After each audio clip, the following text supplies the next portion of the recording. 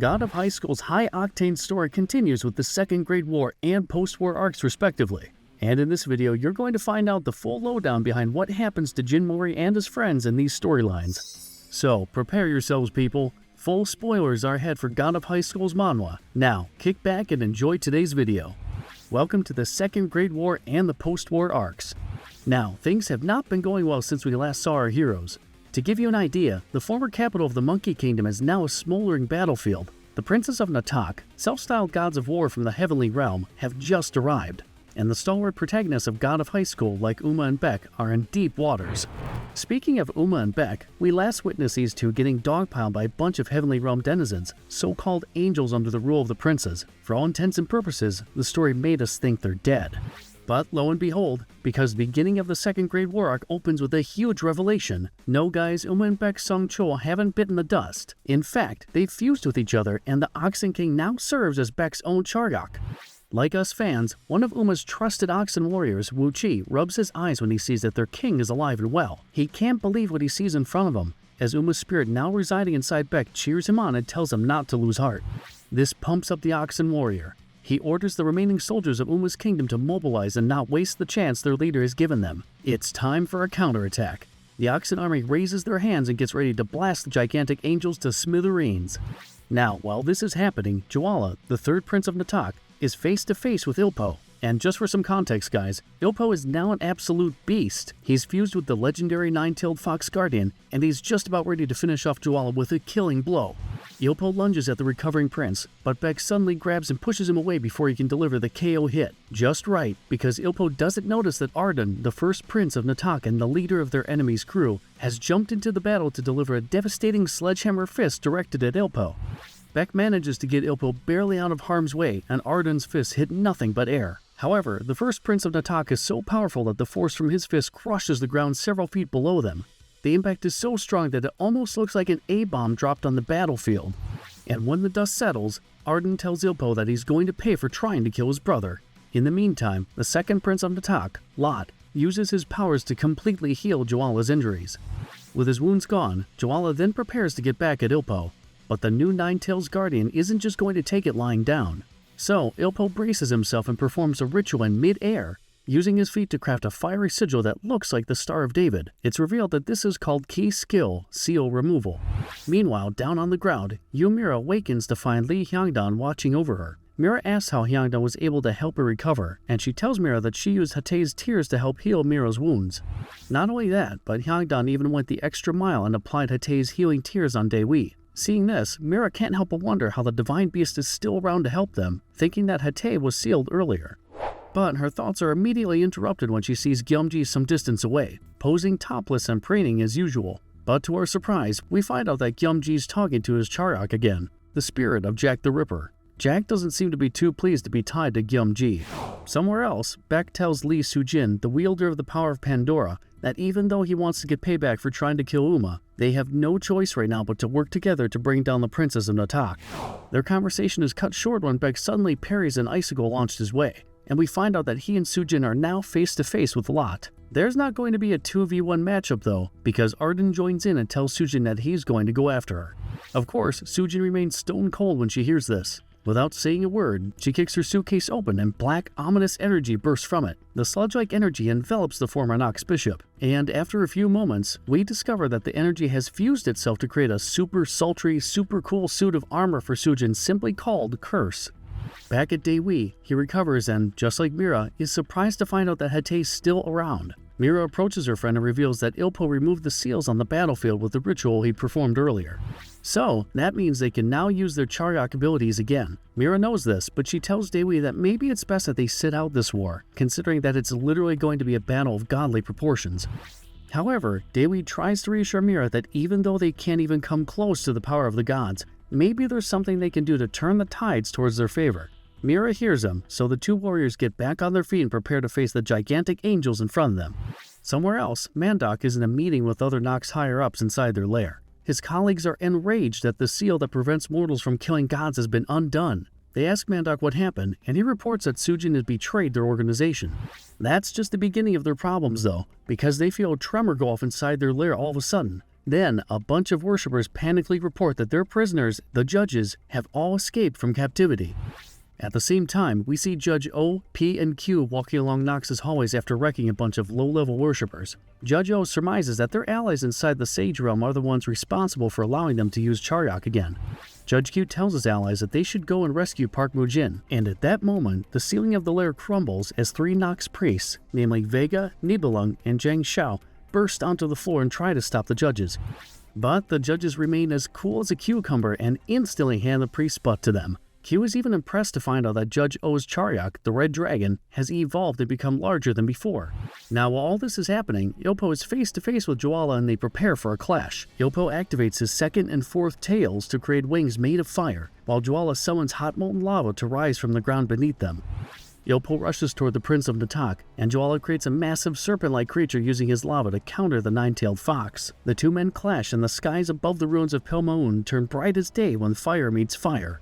Down on the ground, the remaining citizens of Or gather around the Angel's sledgehammer. They're all shocked to see that the ape-man they once knew as King, Mihu, has been squashed like a bug under the Nephilim's weapon. Still, the monkey citizens desperately hold on to the hope that Mihu's still alive, and they start digging through the soil right underneath the giant sledgehammer with their bare hands. Their efforts eventually pay off when they see that their king hasn't turned into simian meat paste. Instead, Mihu's hand protrudes out of an energy barrier that his staff formed to envelop him. Above the skies of the Sage Realm, Ilpo and Jwala continue their bout. And believe us when we say that it's a war zone up there, because aside from Ilpo, Beck is busy dealing with Lot. The baseball bat-wielding warrior utters a mathematical equation while swinging his bat around. Just like Ilpo earlier, Beck forms a magical sigil and tells Umato to escape their chains and appear. At that moment, purple energy surges around Beck and the Oxen King appears right behind him.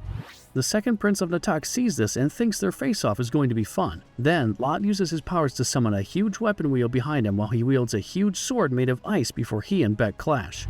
All the while, Sujin and Arden are right in the thick of battle, as the wielder of Pandora manages to drive Arden through the ground with a well-placed strike. And suffice it to say that Sujin has leveled up yet again as she tries to cave in Arden's chest and crush the ground beneath them.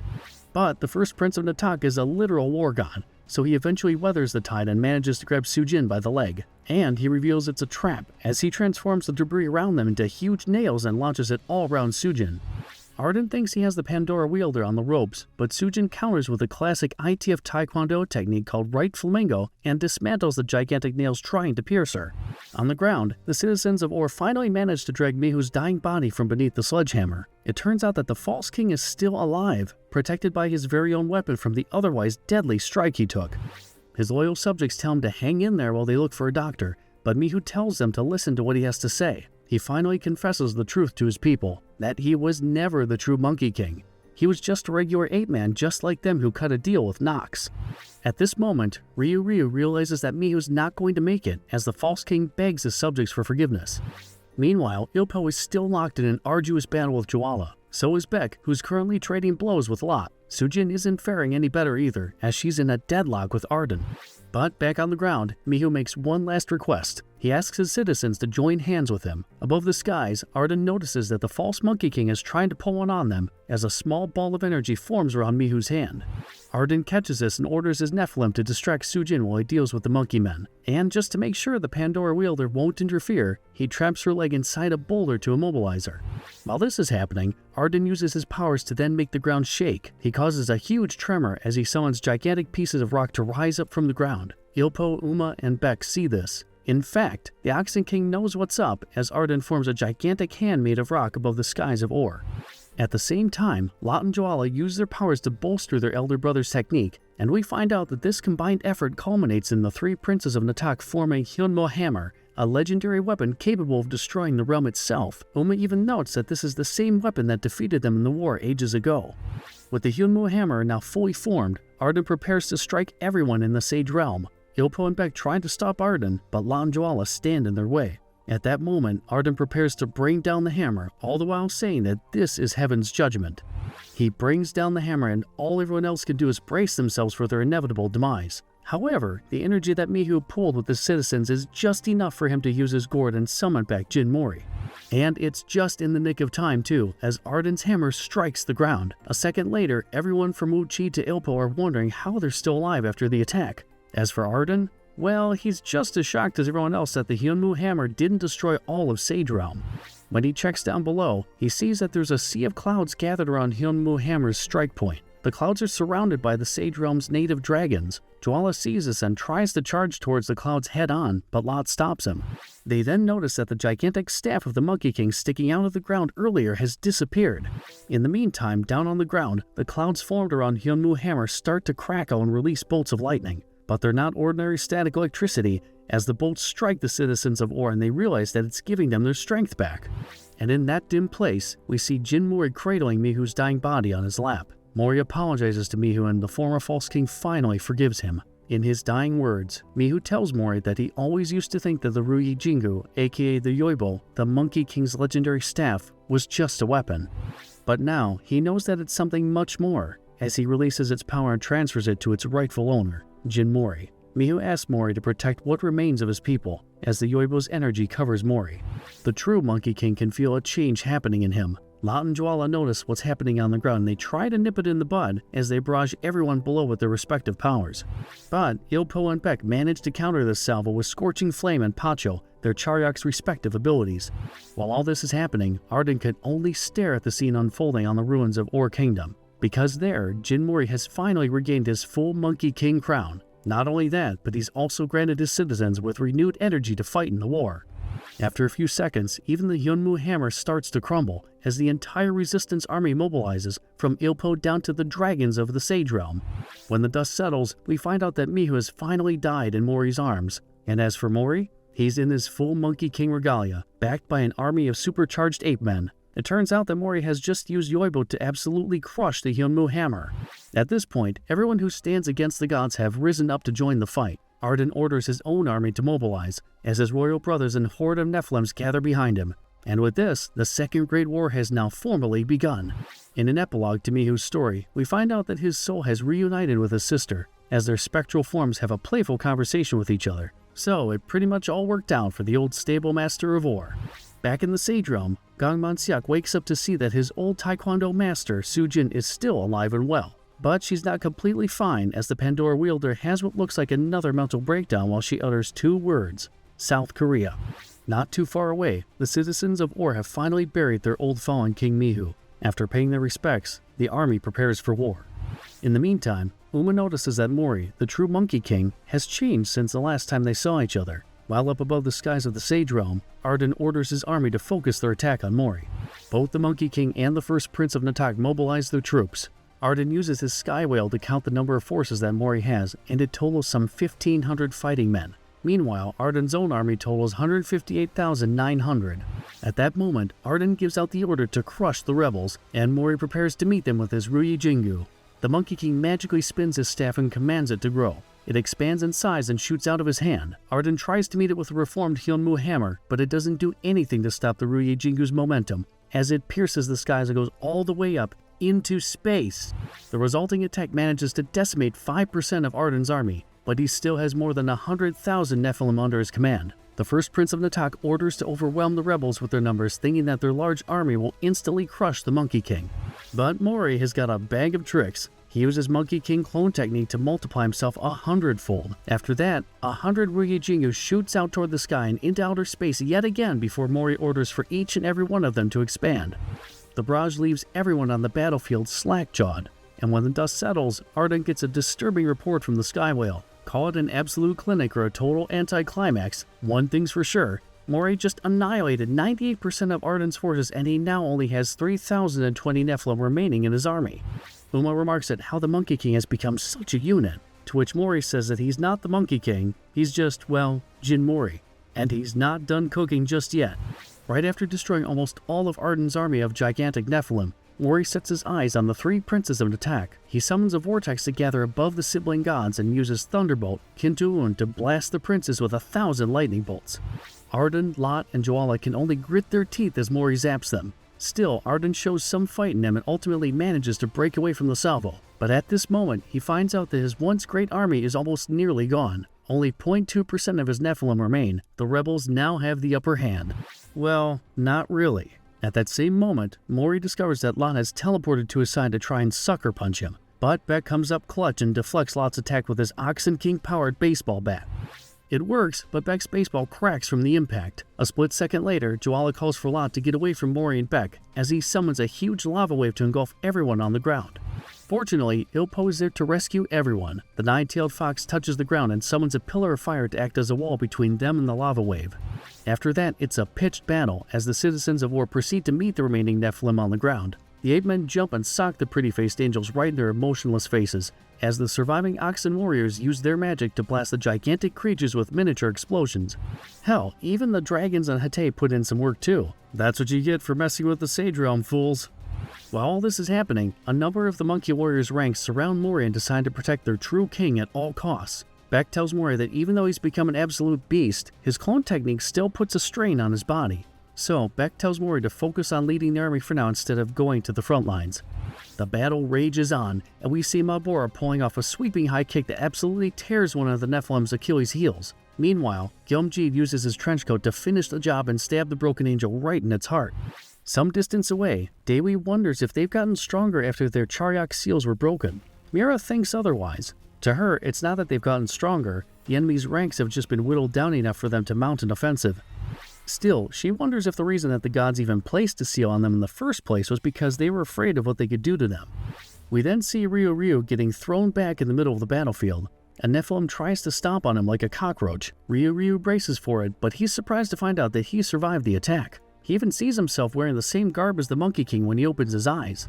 Ryu looks around and sees that Mori is now providing the ape army with support as he sends his Yoibo armor to protect his men from the Nephilim. This bolsters their army's defense, but there's one problem. Mori leaves himself open for an attack whenever he sends out his Yoibo armor to protect his men.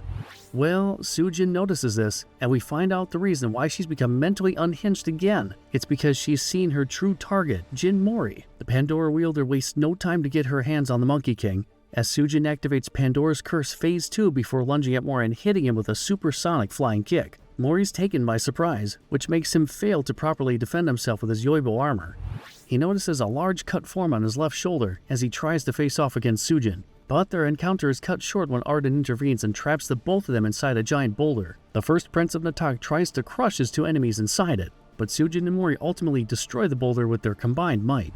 Arden doesn't let up. This time, he summons a golem to attack Sujin and the Monkey King. The stone giant tries to give Mori a right straight, but Mori meets its fist with his own and stops the attack. Mori's attempt to parry the golem puts a toll on his body, however, as the gash that Sujin gave him starts to bleed. Arden takes advantage of this and summons another underling called Golem Fafa, which is another stone giant 10 times larger than the first one. The Monkey King nearly gets hit when Golem Fafa sends a gargantuan right straight his way, but Mori thinks on his feet and summons his Ruyi Jingu to defend against the monster's fist.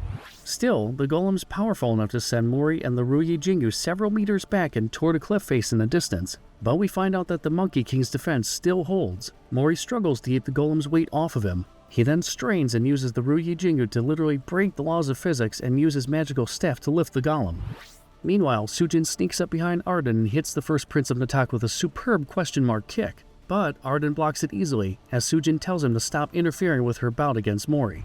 As for Mori, he commands his magical staff to grow bigger. It does so and ends up carving Golem Fafa. At the same time, Mori runs across Ruyi Jingu's length before ordering it to grow small again. He then leaps into the air with staff in hand before finding his targets, Arden and Sujin. In the split second that it takes him to spot them, Mori then orders the Ruyi Jingu to grow again, and it crashes down on the former Nox Bishop and the first Prince of Natak. But he's still not fast enough, because at that same moment, Mori's taken by surprise when Sujin appears behind him, followed by a Hyunmu hammer-wielding Arden in front of him. The Monkey King is frozen in place. He doesn't know what to do at this point, but as luck would have it, it turns out Arden has targeted Sujin with his hammer. He drops it down on Sujin and takes off his necklace, which is actually a tool called the Eternal Binding Orbs. He then uses the orbs to trap Sujin in a magical cage. Mori notices this and asks why Arden didn't just use the orbs on him, to which the first Prince of Natak says that the Monkey King is the first person who's ever proven himself to be Arden's match after thousands of years. He didn't want Sujin interfering with their duel. Mori agrees with Arden's sentiment, so he summons his Ruyi Jingu from underground and it rises to create a platform for them hundreds of feet above the ruins of War Kingdom, the stage where their duel will take place uninterrupted. Down on the ground, Mira uses her sword to fight a single Nephilim. All the while, she notices that Mori's far away from where they are, which makes her fail to notice that her opponent is trying to step on her. Mira barely defends herself and one of the Oxen warriors does her a solid by blowing up the Nephilim's face. Still, the whole experience has left Mira thinking that she has a long way to go before she can even call herself a proper swordswoman. Daewoo, in his own battle against the Nephilim, feels the same way, and the karate master decides that he'll go back to basics to further hone his skills. Now, while all this is happening, the remaining Nox priests like Axley and Sagat deliberate on what they should do next. They know they're a bunch of scrubs compared to the warriors on the battlefield, so Axley proposes to tuck tail and go back to Nox HQ instead. However, Axley can't help but take one last look at Daewoo before they leave. He tells himself that he was planning on dealing with the karate master right then and there, knowing that Daewoo is going to become a problem in the future. But in the end, Axley drops it and chooses to retreat with the other priests. Meanwhile, Ma Bora looks at the expanse of the battlefield of the Second Great War. She sees that their side is winning and surmises that this war is almost done. But she spoke too soon, because the Sky Whale has started to move in the sky when she gazes upon it. Back at Nox HQ, we find out that the cult is in dire straits. The escaped judges have wreaked havoc in their base, as worshippers inform everyone that their followers are pretty much all dead except for the ones who are currently in the Sage Realm. In fact, some of the worshippers have even deserted their post. Mandoc hears this report and tells the remaining Nox members that he'll deal with the problem. Somewhere else in the base, Judge S and O have just finished destroying a platoon of worshippers. They then encounter a sealed-off door and find out something strange when they open it. There's an entirely all-new God of High School tournament happening deep within Nox's base. While this is happening, Judge P has located Park Mujin and Eun-Yu. She reports that all the other judges have escaped from captivity and asks Mujin what they should do with Jin Tai-jin. Currently, Mori's grandpa is still shackled inside his cell. Still, he remains defiant and tells Mujin that if he's going to kill him, then he'd better do it and stop yakking around. Eun-Yu agrees that they should kill Tai-jin right then and there. But she ultimately refuses when she remembers that she made a promise to reunite Tai-jin with Mori. Mujin goes all sinister and tells Eun-Yu that it's not like she promised Mori that he was going to reunite with Tai-jin alive. At that moment, Mujin raises his hand and prepares to blast Tai-jin with energy. The renewed taekwondo master simply tells Mujin to shut his trap and just finish the job, but Mujin has other plans. Instead of killing Tai-jin, he keeps him alive in his cell, hoping that Mujin can use the old man as a bargaining chip to keep Mori under his control. To make matters even worse, Mandoc steps into the room with Judge R. Judge Q sees his old acquaintance and gets ready to throw down, but they're not here for a beatdown. Mandoc instead uses his divine judgment ability to summon a Nephilim to come crashing down in the middle of Seoul. Seeing this, Mujin remarks at how much of a one-trick pony Mandoc is for using the same technique over and over again. Still, somewhere else, a Nox priest looks at a ceiling mural and speaks to himself. They mention that the prophecy is about to come true. The prophecy that states that there's going to be a war between God, the devil, humankind. It's called Ragnarok. Back in the Sage Realm, Mori and Arden square up to each other. Before they throw down, however, Arden informs Mori that the Sky Whale was programmed to self-destruct whenever 95% of his army is killed, and given that Mori has already sent 99.8% of the Nephilim to the afterlife, the Sky Whale's systems are priming to explode at that moment. Arden informs him that they have 10 minutes to settle things before the entire Sage Realm is destroyed. But it's not like Arden is threatening Mori with this information. On the contrary, he's doing this as a courtesy to a worthy opponent. Mori asks Arden that if the Sky Whale explodes, he and the rest of the Heavenly Realm army will be engulfed in the flames as well. But Arden informs him that there's a safeguard in place that will allow him and his allies to teleport away from the Sage Realm once the Sky Whale blows up. Then, in a moment of pure respect, Arden tells Mori that this is the first time that he and his army has ever had to take such a measure against their enemy. Surprisingly enough, the first prince of the Tak notices how the Monkey King remains ice cold through all this. He asks why Mori is so calm, to which the Monkey King says that 10 minutes is more than enough for him to fix things. And then, all bets are off, as Arden hits Mori with an uppercut followed by an overhand right. The impact of his punches are so strong that it ravages the ground beneath them, but still, the Monkey King just eats these up, as he counters with a gut shot that can be felt even in the vacuum of space. But Arden proves that he's got some fight in him, as he keeps his feet planted on the ground in spite of Mori's cracking hit. The first prince of Natak then boasts about his body being made of an element called barbardium, and how it's strong enough to withstand even a god's attack. Well, Mori immediately shuts him up when the Monkey King hits him with another clean body shot that knocks the wind out of him. But even then, Arden just eats it up and recovers after a second. And by the time Mori can react, the first prince of Natak has already bashed the back of his head with a double sledgehammer fist. It lands clean and the Monkey King falls over, but he immediately rolls away before Arden can follow up with another strike. Mori thinks he's safe after some distance away from his enemy, but Arden teleports right in front of him and hits him with a couple of haymakers that sends his head bouncing around like a pinball. But don't you dare count out the Monkey King just yet, because Mori proves that he's not all just flashy stand-up taekwondo kicks when he grabs Arden's hand mid-punch and locks the prince in a tight reverse triangle choke. With Mori's triangle locked in, Arden gets desperate, so he summons a weapon called Inferno Wheel and tries to beat Mori's head in with it. The Monkey King dodges in the nick of time and sees that Arden is holding, well, a huge heavy wheel in his hands. So, Mori decides to level the playing field and summons a clone carrying the Ruyi Jingu. The clone hands him the staff and the two opponents clash with their respective weapons. Eventually, Arden finds an opening and uses his Inferno Wheel to strike the Ruyi Jingu and snap it in half. Even Mori can't believe that his trademark weapon could get broken like that, so he immediately goes into the defensive and starts dodging Arden's barrage. And when he finds a hole in the prince's defenses, Mori orders the Ruyi Jingu's debris to grow and they turn into huge chunks of rock hurled right toward Arden.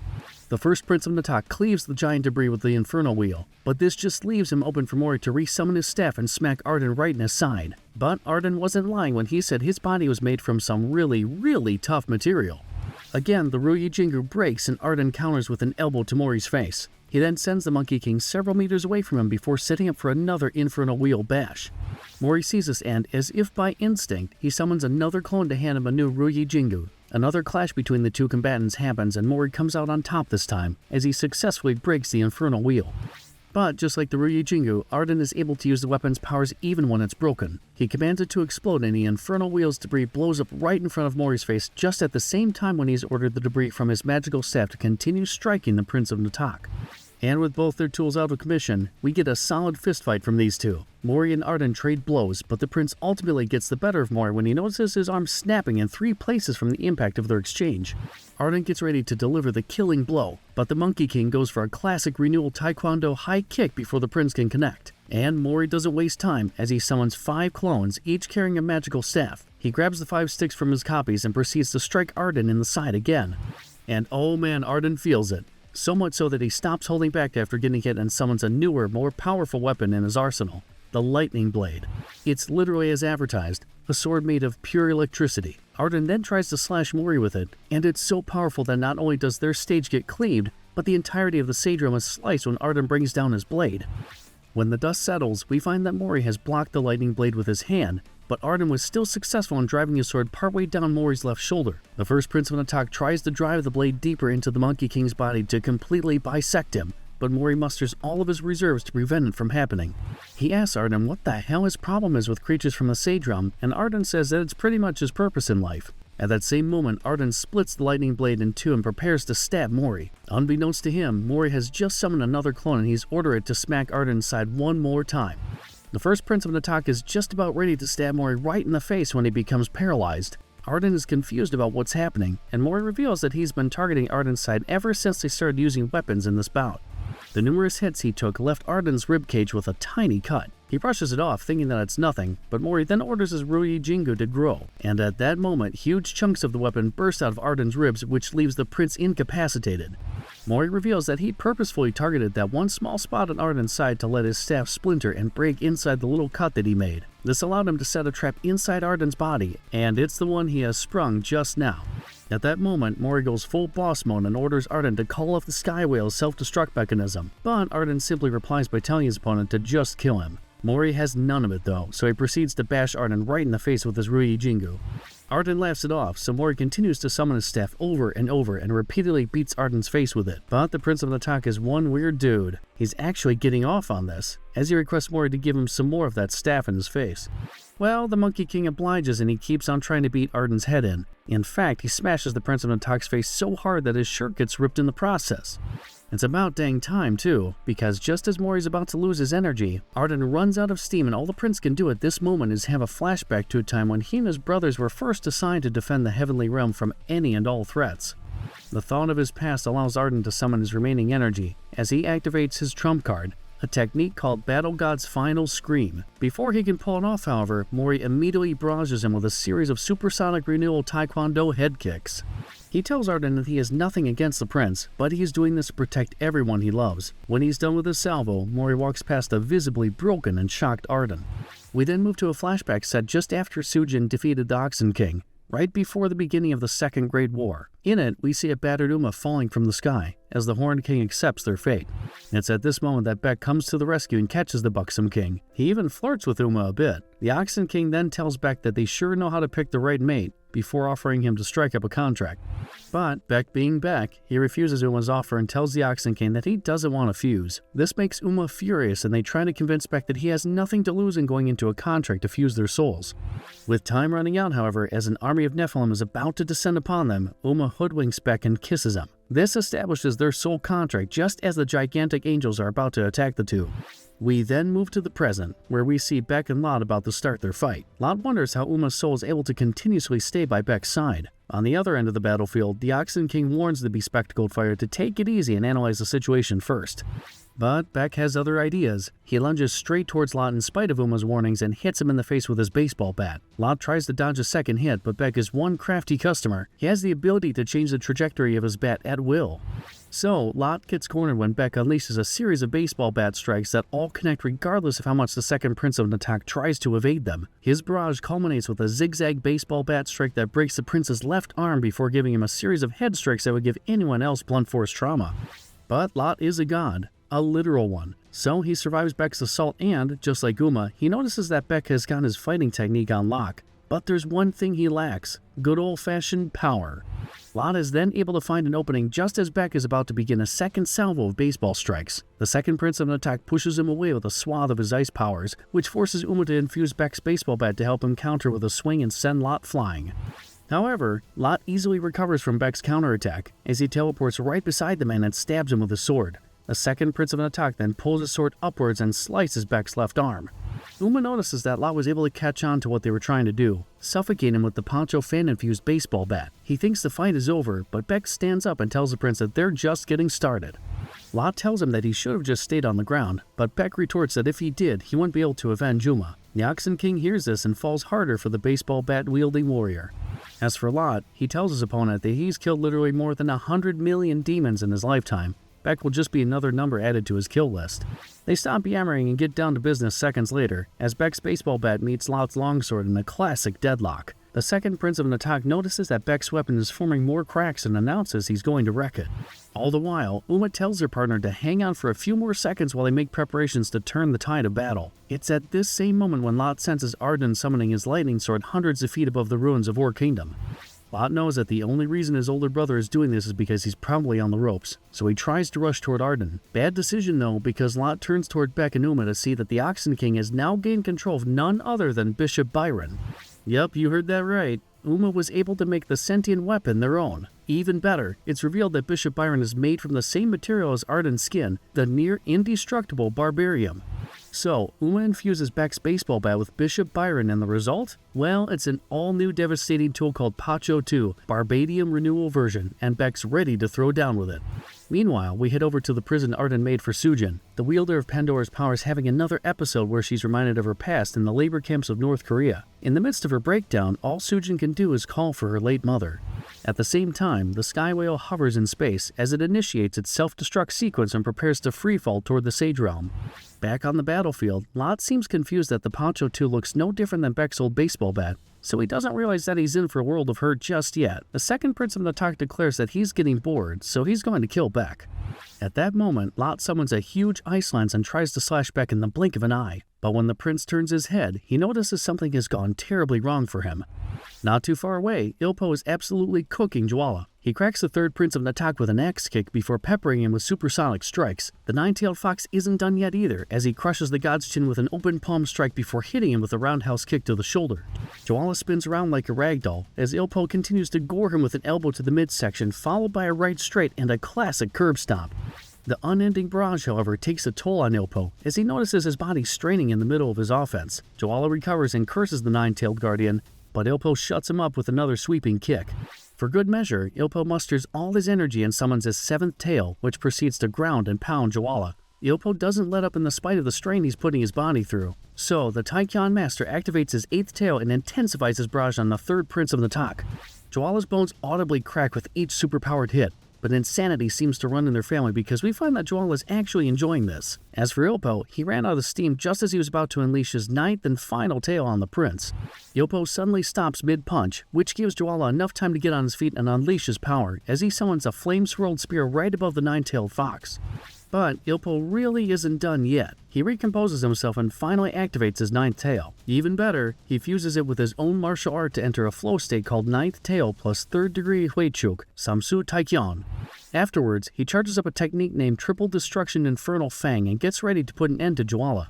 We then go back to Lot, who sees that Beck has now revealed Palcho 2's full power. His baseball bat has grown numerous turbines around it as Beck tells Lot to enter Nirvana. Both Joala and Lot, in their respective matchups, can only stare in awe at the power they're witnessing from their opponents.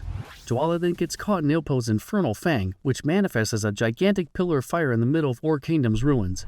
The explosion is so loud that even Mori can hear it hundreds of feet above the ground. Distracted, he doesn't notice Arden coming up behind him for a bear hug. The first prince in the talk catches Mori, all the while telling him that he won't let his brothers Lot and Joala die in this place. At that moment, Mori can feel that Arden is trying to turn them both into stone. Before his Hail Mary can come to fruition, however, Sujin arrives at their location and knocks out Arden with a knee to the back of the head. She then turns toward Mori and tells him that if anyone's going to kill the so-called King of the South, it's going to be her.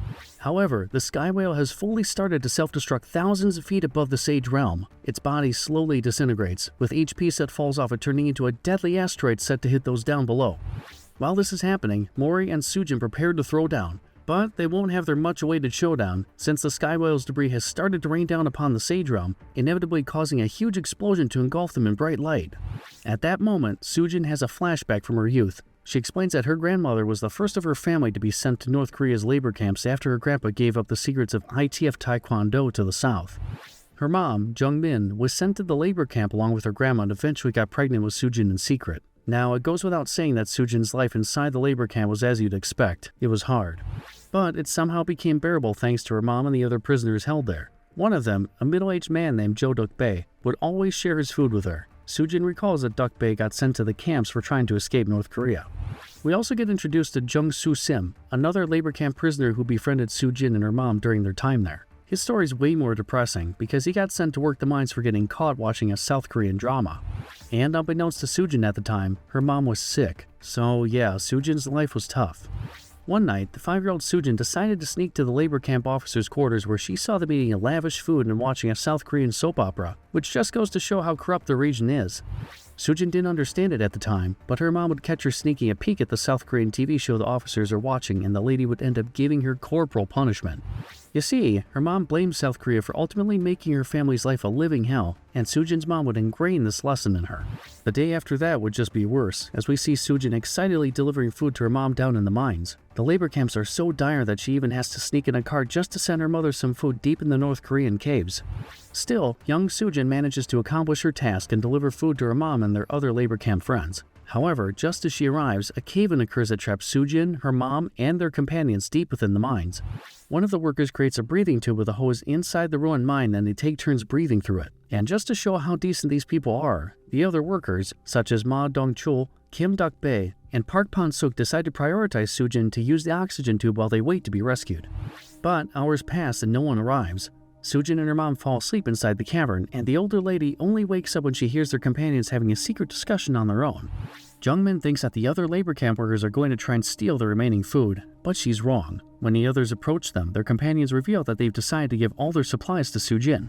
According to them, they've lived long enough and it's worth it to let an innocent child like Sujin survive this ordeal. She then recalls how Dong-chul and Pan-suk voluntarily stopped taking breaths from the oxygen tube when they couldn't handle the thirst and hunger anymore. In the end, they sacrificed themselves to allow Sujin to live.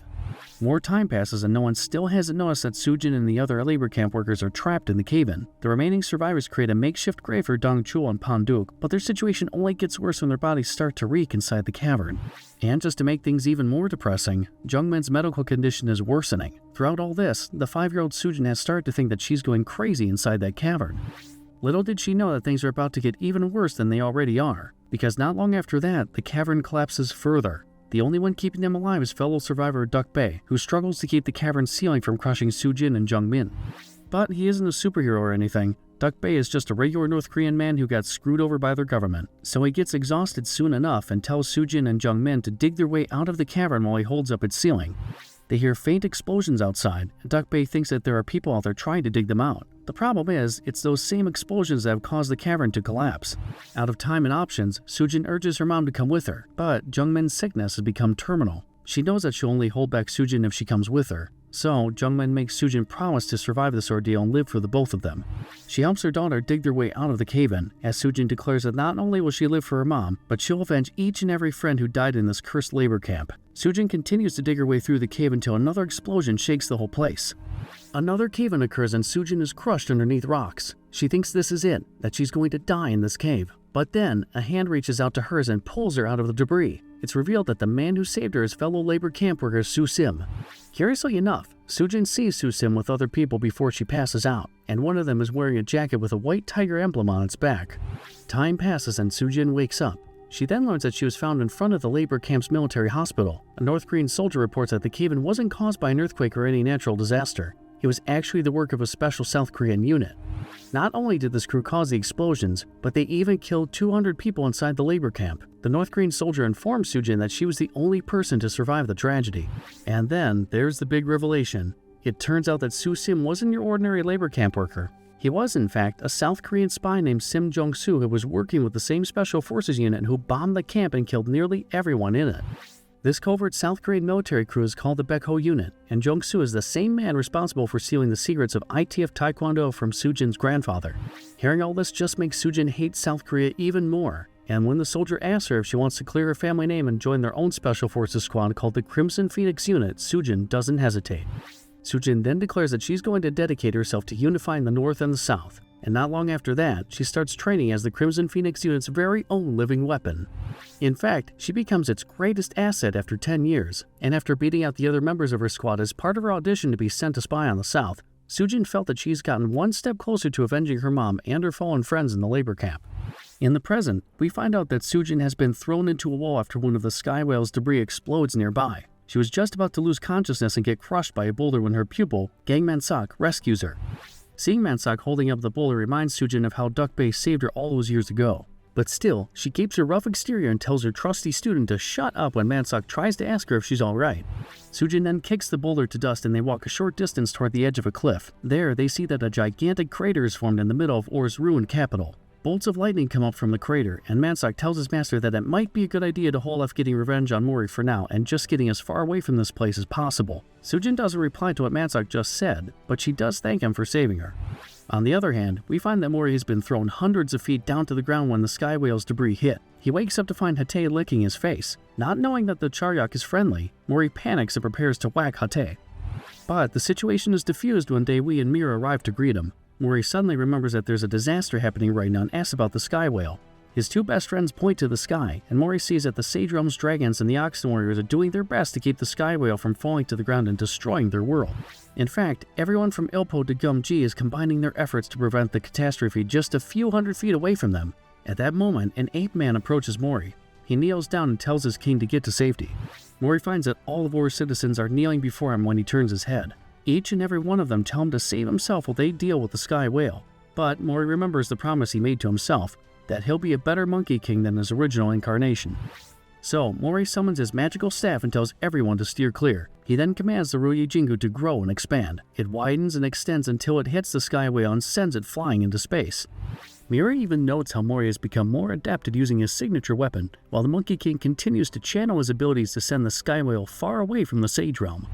But Mori is shocked to find that the Sky Whale has suddenly multiplied 1,000-fold into smaller versions of itself. An entire armada of Sky Whales covers the skies of the Sage Realm, ready to fall like miniature bombs on the world. This makes everyone on the ground think that this is the end of the world. Mori, however, doesn't give up and tries to summon his clones even though he knows that he can only muster about 3 of them in his current condition. But before he can summon more Monkey King clones, Ongyu telepathically speaks to him. She reveals that she's able to communicate with Mori with the help of the Fox Orb, an artifact that allows its users to telepathically speak with each other through realms.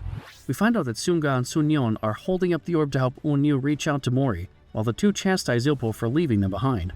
Onyu tells Mori that she's going to open a dimensional gate to help Mori and his friends get back to the real world, but she doesn't have much time. That's because Mujin and Maddock are engaged in a heated duel in the same room where she's planning to open this gate.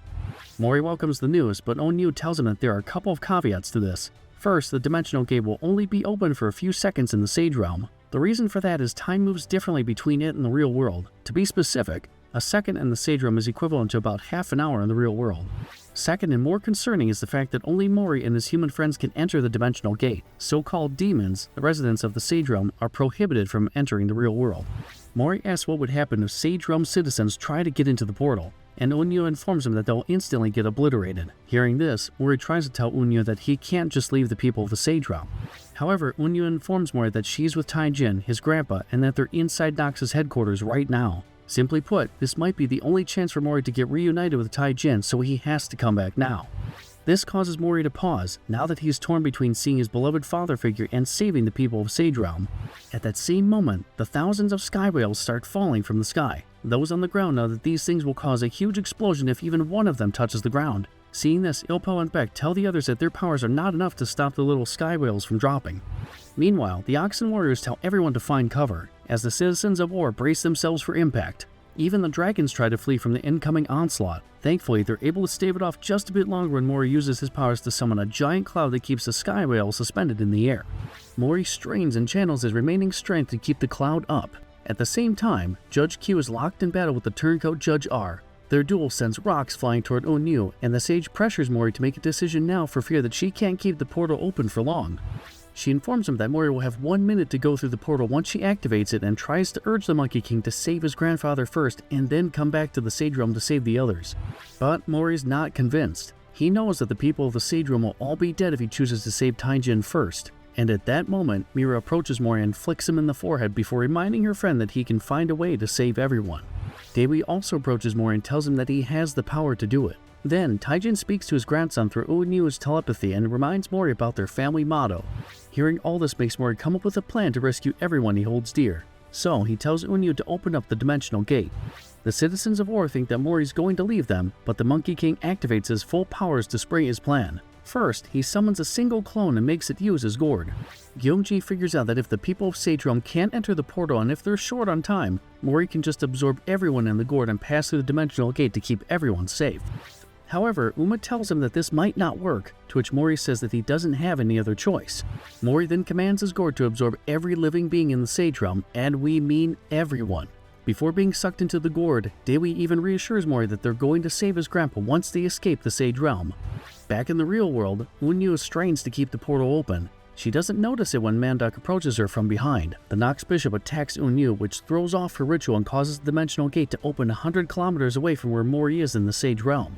To make things worse, Mori senses that the portal is quickly closing, which gives him a clue that something bad is happening in the real world. So, he tells his clone that he'll keep holding off the sky whales while his copy continues to absorb the citizens of Sage Realm into his gourd. The clone does as he's told, as he rushes to continue his job while Mori gives it his all to prevent the sky whales from dropping to the ground. Back at Unyu, she's able to go back to keeping the dimensional gate up when Mujin manages to subdue Manduck. It's not enough though, because the Nox Bishop is able to telepathically control a couple of large sharp rocks and uses them to stab Mujin in the back. Unyu is about to reach her limit. While in the Sage Realm, the original Monkey King starts to falter, and the number of sky whales starts falling to the ground. The clone continues to use the gourd to absorb everyone, weaving his way through the sky whales. He tells the original that he's almost done, but it might be too late. That is until the original Monkey King opens his eyes and sees some of the sky whales that got past his collar now suspended a few inches from the ground. When he looks to his side, he finds that Sujin is using her powers to keep the sky whales from destroying the Sage Realm at that moment. Mori's surprised that Sujin's doing this, to which the wielder of Pandora tells him that she's not trying to help Mori, she's doing this for Mansuck, not to mention that she wants to be the one to ultimately end Mori's life. Onyu is just about to pass out when Mori's clone rushes through the dimensional gate and gets back to the real world with gourd in hand just in the nick of time. He immediately gives it the command to release everyone, and Mada can only stare in shock. Back in the Sage Realm, Sujin and the original Mori are caught in the middle of a cataclysmic explosion when the sky whales finally drop to the ground.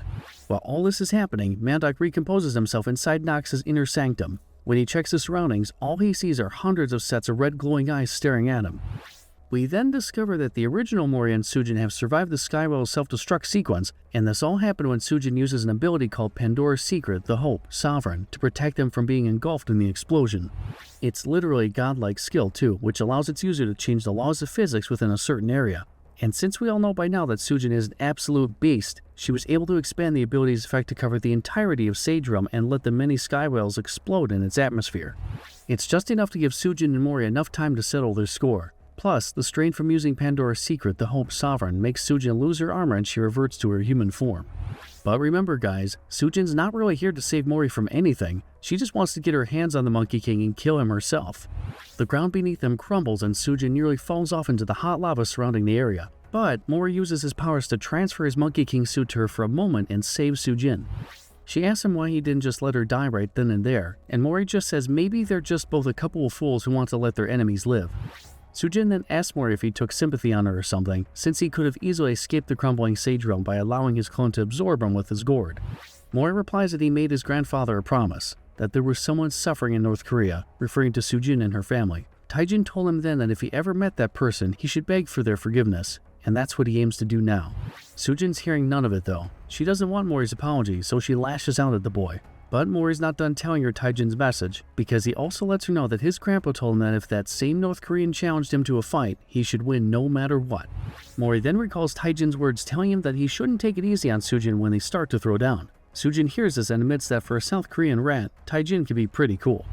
The two combatants square up and Mori tells his opponent that he has always wondered if Taijin's renewal taekwondo is stronger than Sujin's ITF style. Well, they both get their answers as the two martial artists start their battle in the middle of the Sage Realm's ruins. Mori notices that Sujin looks happier than before as the former Nox Bishop rushes towards him and tries to hit Mori with a spinning heel kick. Mori ducks and the attack doesn't land. Sujin follows up with a couple of side kicks, but Mori's head movement is on point. Still, Sujin doesn't let up and continues to put pressure on the Monkey King. She lunges at him with a punch, but Mori quickly counters with a high kick that Sujin barely blocks with her arms. It sends her dashing a few meters back, but Mori's surprised that his hit didn't land cleanly on his opponent. Mori then barely dodges another sweeping kick from the ITF Taekwondo master, but he's too slow to react when Sujin connects with a high kick to his chin. Mori's hit, but he finds an opening right after this. He tries to come up with a counter, but immediately goes on the defensive when he notices that Sujin has converted her high kick into a powerful axe kick that crushes the ground before them. Just when Mori thinks he's out of trouble, Sujin seemingly teleports right in front of him and gives him a cracking knee to the ribcage followed by a couple of supersonic strikes. Mori dodges the first one, but the other hits him clean on the side of his face. By the time Mori's thrown back a couple of feet away, even Sujin's surprised that her combo worked on her opponent. While the two are busy having their duel in the Sage Realm, we find Manduck frozen in shock at the newly released demons in front of him. Taijin sees the citizens of Sage Realm in front of him and is elated that his grandson has made so many new friends.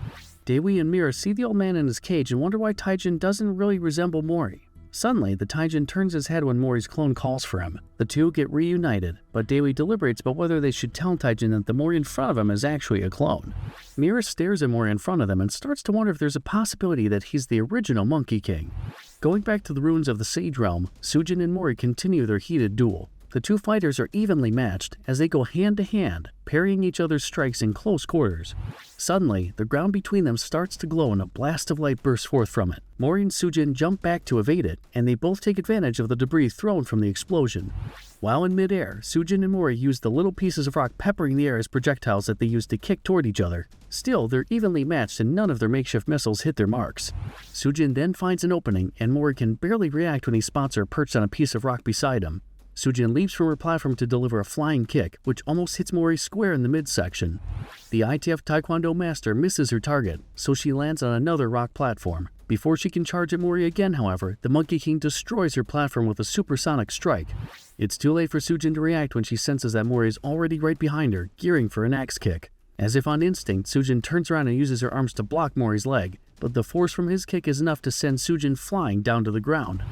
Mori takes advantage of this opening and starts rushing towards Sujin. When he gets there though, he sees that she already has one foot loaded up, as she uses a technique called ITF Northern Forward Kick. Mori stops in his tracks just as Sujin releases her technique, which sends a devastating shockwave forward, cleaving everything in its path. A cloud of dust fills the battlefield, and Sujin is shocked to see that Mori managed to evade her attack. At that moment, Mori rushes in and uses Renewal Baekdu, a solid flying knee that Sujin barely blocks. Mori then transitions into a flying kick, but Sujin ducks and dodges the hit. But there's no time to recover, as Mori continues to barrage her with a series of sidekicks called Renewal Goryeo. Sujin might be on the receiving end of a deadly combo, but in no way is she on the ropes, because while she dodges and blocks Mori's salvo, she's actually analyzing the combos he's releasing. She correctly preempts Mori's next attack and manages to grab Mori's leg mid-kick. Sujin thinks that Mori's going to go for an upper body kick next, but she's surprised when the renewal taekwondo user changes levels and goes for a low kick called renewal crescent sweep. She gets knocked back and notices Mori gearing up for another technique mid-fall. The Monkey King then calls forth renewal dragon seize technique, which culminates in a huge explosion that rocks the ruins of the Sage Realm. When the dust settles, we see Sujin on the ground and Mori standing in front of her. But things happen so quickly that Mori doesn't immediately realize that his neck got nicked in their clash. At that moment, Sujin almost praises her opponent, telling Mori that it's nice to know that the martial art that the South created from the ITF Taekwondo techniques they stole from the North isn't complete garbage. A flashback then shows the secret duel that took place between Sujin's grandfather and Jin Taijin decades before the start of the series. The two martial artists face off as Taijin tries to intimidate his opponent. Sujin's grandfather takes all this in stride, which annoys the hell out of Taijin. In the present, Sujin turns their duel into a full-on street fight when she grabs some dirt from the ground and hurls it right in Mori's face. Mori blocks this and even boasts about how predictable she is. Well, that comment just serves to piss off Sujin as she lunges at Mori with a flying knee that he barely blocks. And you know what, guys? Sujin has decided that it's time to humble this Monkey King, as she tells him that the original Baekdu was meant to entice the opponent to go on the defensive. With Mori in a closed defensive stance, Sujin then grabs and locks him in a classic Muay Thai clinch before delivering a solid knee to his face. To make sure the arrogant boy learns his lesson, Sujin then follows it up with another knee to the midsection. Mori still has no answer and Sujin switches her stance and knees him in the ribs. And at this point, Mori's getting humbled as the ITF Taekwondo master transitions to a high kick that Mori doesn't know how to defend against. Sujin barrages him with a series of kicks to the head, a technique called right flamingo three-pronged strike. And just for context, guys, the manhwa reveals that Mori's trademark renewal Goryo is just a ripoff of the original ITF's three-pronged strike technique.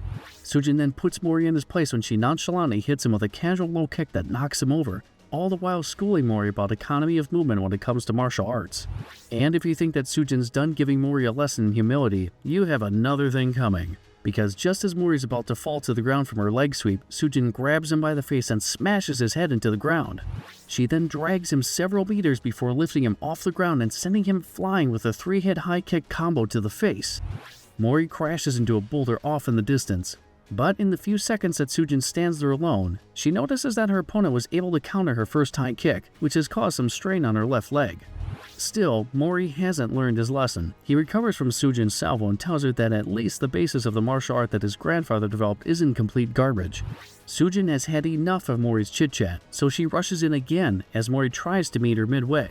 Back in the past, we find that Sujin's grandpa is cooking Taijin with his ITF Taekwondo. Taijin realizes that he's using third stance Huichuk, which is a skill that targets an opponent's brain with a 3-hit high kick combo. Taijin then improves on it by simplifying the technique. We then transition to the present where we see the fruits of Taijin's analysis, as Mori hits Sujin with the same simplified version of third stance Huichuk. Well, Sujin just eats this up before she shoots for Mori and barrages him with a few strikes. Mori blocks her initial strikes, but he's too slow to dodge another low sweep from Sujin and Mori ends up on his back.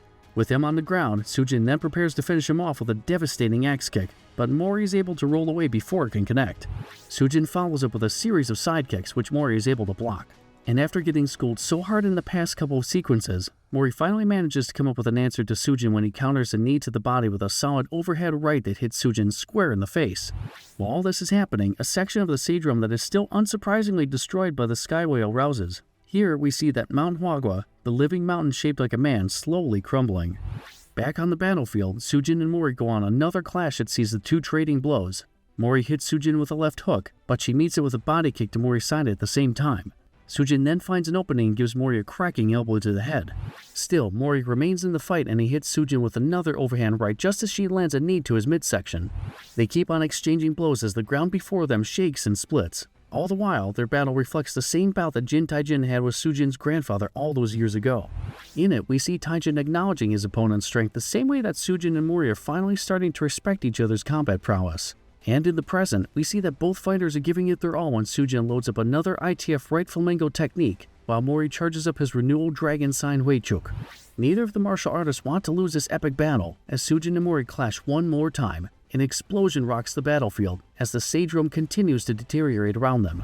Sujin then lands on the rock platform and sees Mori in mid-air preparing to hit her with a spinning kick. When he turns around, Sujin spots that Mori's right foot is still loaded up with black swirls of energy. The swirls transform into the shape of a spectral dragon, as Mori channels his technique called Jin Mori Original Chongyong Strike. Meanwhile, Sujin counters this with her very own ITF front kick. The techniques clash with each other and Sujin recoils. A second later, she's surprised to see that Mori upped the ante of his technique when he summons another spectral dragon to form around his leg. He launches them towards Sujin, but her killer instinct kicks in and she teleports an inch away from his face using an ability called ITF Rapid Movement.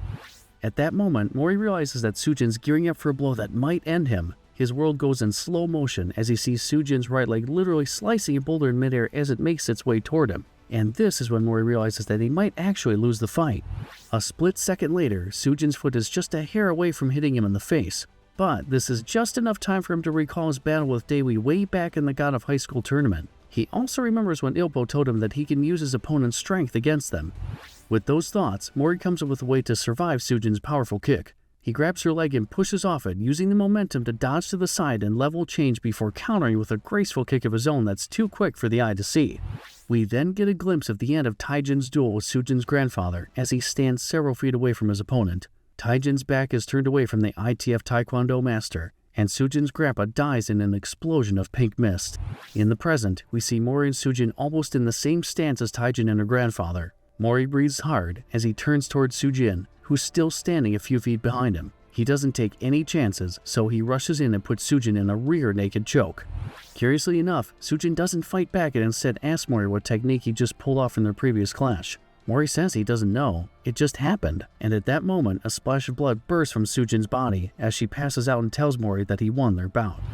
All around them, the Sage Realm continues its inevitable trek to destruction. Back in the real world, Ryu and the other 8 men realize that they're inside Nox's headquarters, the same organization that caused the destruction of the Sage Realm. Mandoc spots them and spits some totally racist things, calling them filthy animals unworthy of stepping foot inside their sacred sanctum. Well, this just angers the refugees of Sage Realm, and the 8 men declare that they're going to avenge their king. Meanwhile, Mori's clone tries to set Taijin free from his cage. He tries to tug and pull on its bars, but it doesn't work. Mira then reminds him that he can just use his magical gourd to absorb Taijin, then free him outside the cage. Mori tries to do it, but a force suddenly sends him crashing into the bars. When he and Mandoc turn their heads, they see a large, looming figure wearing a cloak with Nox's emblem on it. Mandoc easily recognizes that this is the King of Nox. The King's presence is so imposing that each and every one inside the room steps aside to make way, as he walks toward the center of the Nox's inner sanctum. Mandoc takes a knee and greets the leader of the cult, who tells him it's been a long time since they've seen each other. But when Mira and Sunyoung get a good look at the king, she's not too impressed that this so-called fearsome cult leader just looks like an ordinary grandpa. After all, he's just a balding old man with a third eye tattooed on his forehead. In the meantime, Ilpo writhes in pain. Sunyoung takes notice of this as the 9-tailed fox stares at the king. Meanwhile, the supreme leader of Nox approaches Mori and tells him that he thought the Monkey King was dead. He then wonders if Mori is truly invincible. At the same time, Unyo realizes that the situation they're currently in is super dicey. Considering that she and her allies have already been worn down from the previous adventures, they simply can't stand against the king right now. Unyo even blames herself for not being able to sense the king's arrival earlier, which would have given them time to escape Nox's headquarters. Mori, on the other hand, can't move. The king is using his powers to subdue him, as the Monkey King tells the cult leader to let Taijin go. The king replies by telling Mori to go to sleep. It doesn't necessarily work, but Mori becomes fully paralyzed at this point. At that moment, Unyo intervenes and tells the king that she has an offer for him. Nox's supreme leader tries to sweet-talk Unyo, but she's having none of it. She then gets down to business and tells the king that they should have a truce. She and her friends will back off if the king does the same. She proposes that they can just have a proper duel once both of their sides have regained their full strength. The king, however, asks what would happen if he refuses Unyo's offer, to which the sage answers that Nox will be facing the full might of humans and the demons of Sage Realm alike. The king doesn't call the bluff and instead summons a couple of his bishops, Romario and Xiaoqin. He then tells Unyo that his power combined with the 3 bishops in the room and a handful of skilled Nox priests would be more than enough to match Unyo's group. Unyo knows this is true, but she keeps up the ruse. She asks the old man if he really wants to throw down right then and there, and the king bites. He tells Unyo that they can go at it right now. Fortunately, backup arrives for Unyo and the others when one of the 6 sages, Xiao Hanriang, teleports into the inner sanctum with his very own army made up of the city's layabouts and disenfranchised citizens, the 27th National Homeless People's Association. Hanriang apologizes for being late to the party, but Mujin and Unyo are just happy that he's there. Unyo then asks the king if he's willing to risk an all-out war right there and then. The king tries to tell her that he's still willing to duke it out with them, but Unyo cuts him off and tells him to stop bluffing. She knows that the king's power right now is not at full capacity, especially considering that he's currently diverting a part of his energy to keep Mori subdued. When Yu notices that the king is getting pretty tired, and he finally accepts her offer for a truce. However, he proposes one condition. He and Nox are going to take Jin Taijin as her prisoner. Both Unyu and Mujin accept this counteroffer. Mori, on the other hand, can only furiously look at the negotiation happening before him while he's trapped in the king's spell. As for Mujin, he thinks that trading Taijin in exchange for keeping the Monkey King Mori and an army of Sage Realm demons would work out for him in the long run. At that moment, the king asks Mujin how it feels now that his seal has been undone. Mujin replies by saying that it's pretty much the best feeling in the world, but the king warns him that there's a price to be paid for removing the god-killing seal. After that, the king tells everyone that their deal is done and prepares to take Taijin away. However, Daewoo blocks his path when he tries to approach Mori's grandfather. He then tells the old man that he can't accept this offer, since he made a promise to his best friend that he'll help him save his grandpa. The king admires Daewoo's principles, but he calls him a fool for trying to make a promise that he doesn't have the means to keep. Unyu realizes what's going to happen and yells out for Daewoo to get out of the way. Back in the Sage Realm, Sujin wakes up to find that her arm is in a cast and all her injuries have been healed with acupuncture. She turns to see that she's inside the cavern, with the Ruyi Jingu the only thing preventing it from caving in. Seeing this sends Sujin in a shock. Meanwhile, Mori checks in on his magical staff and thanks it for protecting them. When he turns to look at Sujin though, he sees that the ITF Taekwondo master is having a mental breakdown. Because inside Sujin's mind, she's seeing the same cave-in that happened to her when she was 5 years old. The same one that killed her mom and all her friends at the labor camp.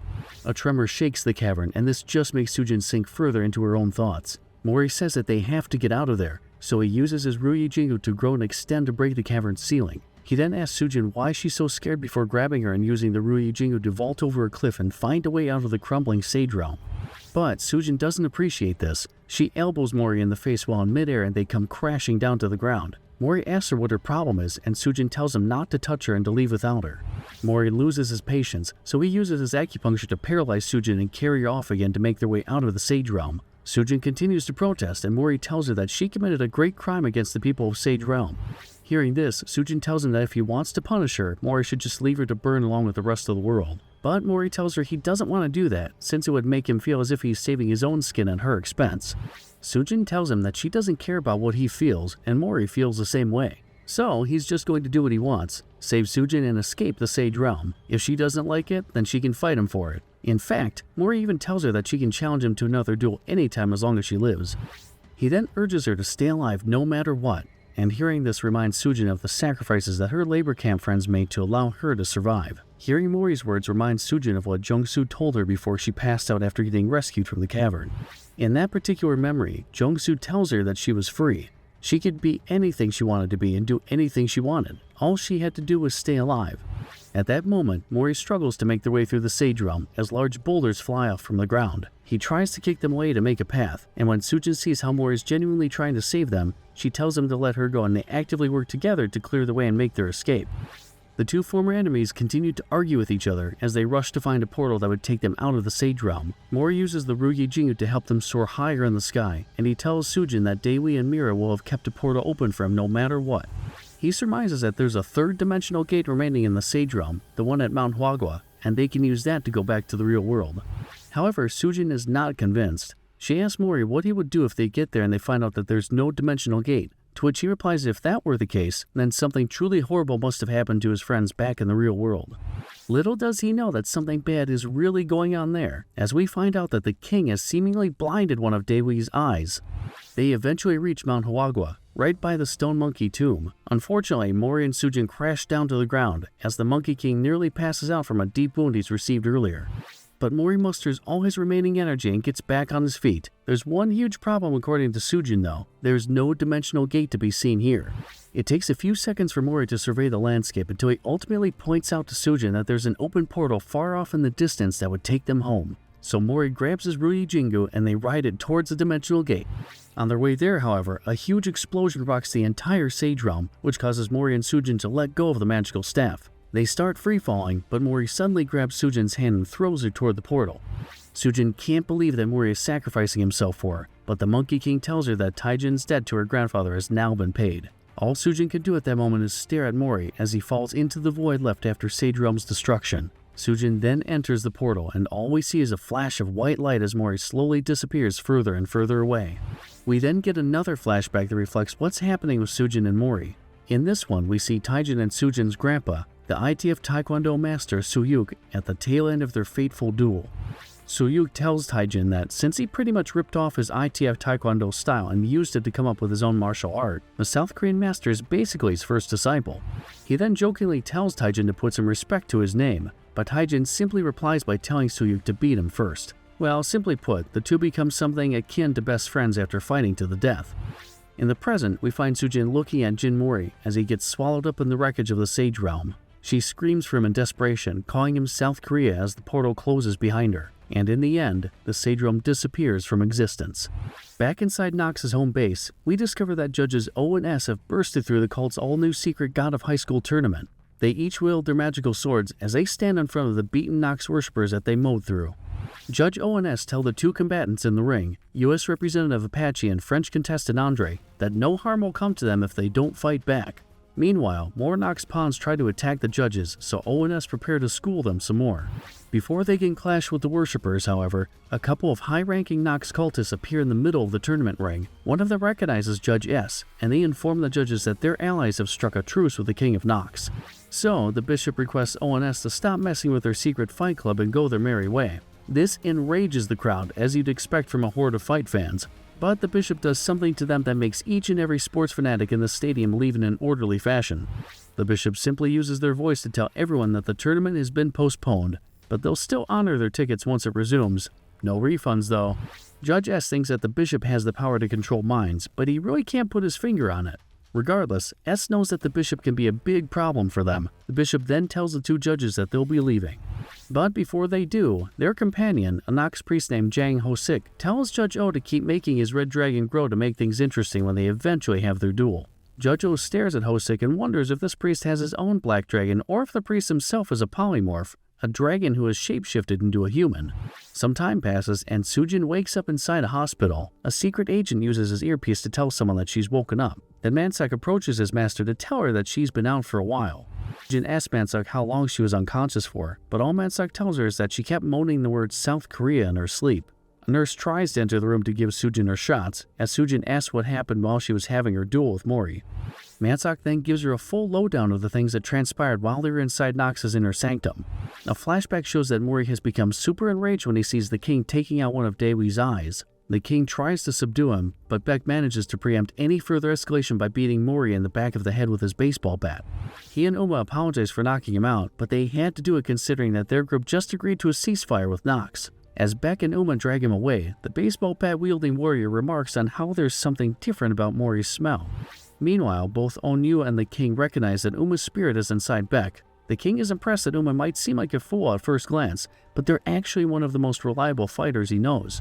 Mira then suddenly teleports behind the king to take his head off with her sword, but the Nox priest intervenes and breaks her blade. The priest tells her that her technique is sloppy, and Mira recognizes that this guy is using the same moonlight sword style that she's trying to master. His name is Nox Priest Ryu, and he tells Mira that he's surprised to find out that there's another moonlight sword style user still around in the world. He used to think he was its last remaining practitioner. Mira prepares to duel with him, but Mujin appears behind her and knocks her out with a classic karate chop to the nape. Then Mujin declares that the truce is now fully in place and that they'll be leaving Nox's headquarters now. The king agrees, but Mandok protests with him. He thinks that they should murder each and every one of their enemies right then and there, and the king simply tells him to shut his mouth. Suddenly, Mandok becomes suffocated as the king works his magic to put him in his place. The old man tells Mandok that he feels a mix of disappointment and amusement at the fact that the seal that prevents humans from killing gods has been undone not only for Mujin's group, but even for each and every Nox cultist. Mandok pleads with the king that it was the only way to stop the Monkey King, but the old man tells him he's no different than Mujin, a megalomaniac playing with forces he doesn't understand. The king then releases his grip on Mandok and surprises the bishop when he tells him that Arden and the other princes of Natak are all dead. Because of this, not to mention the return of the one true Monkey King, all of the heavenly realm is currently in chaos.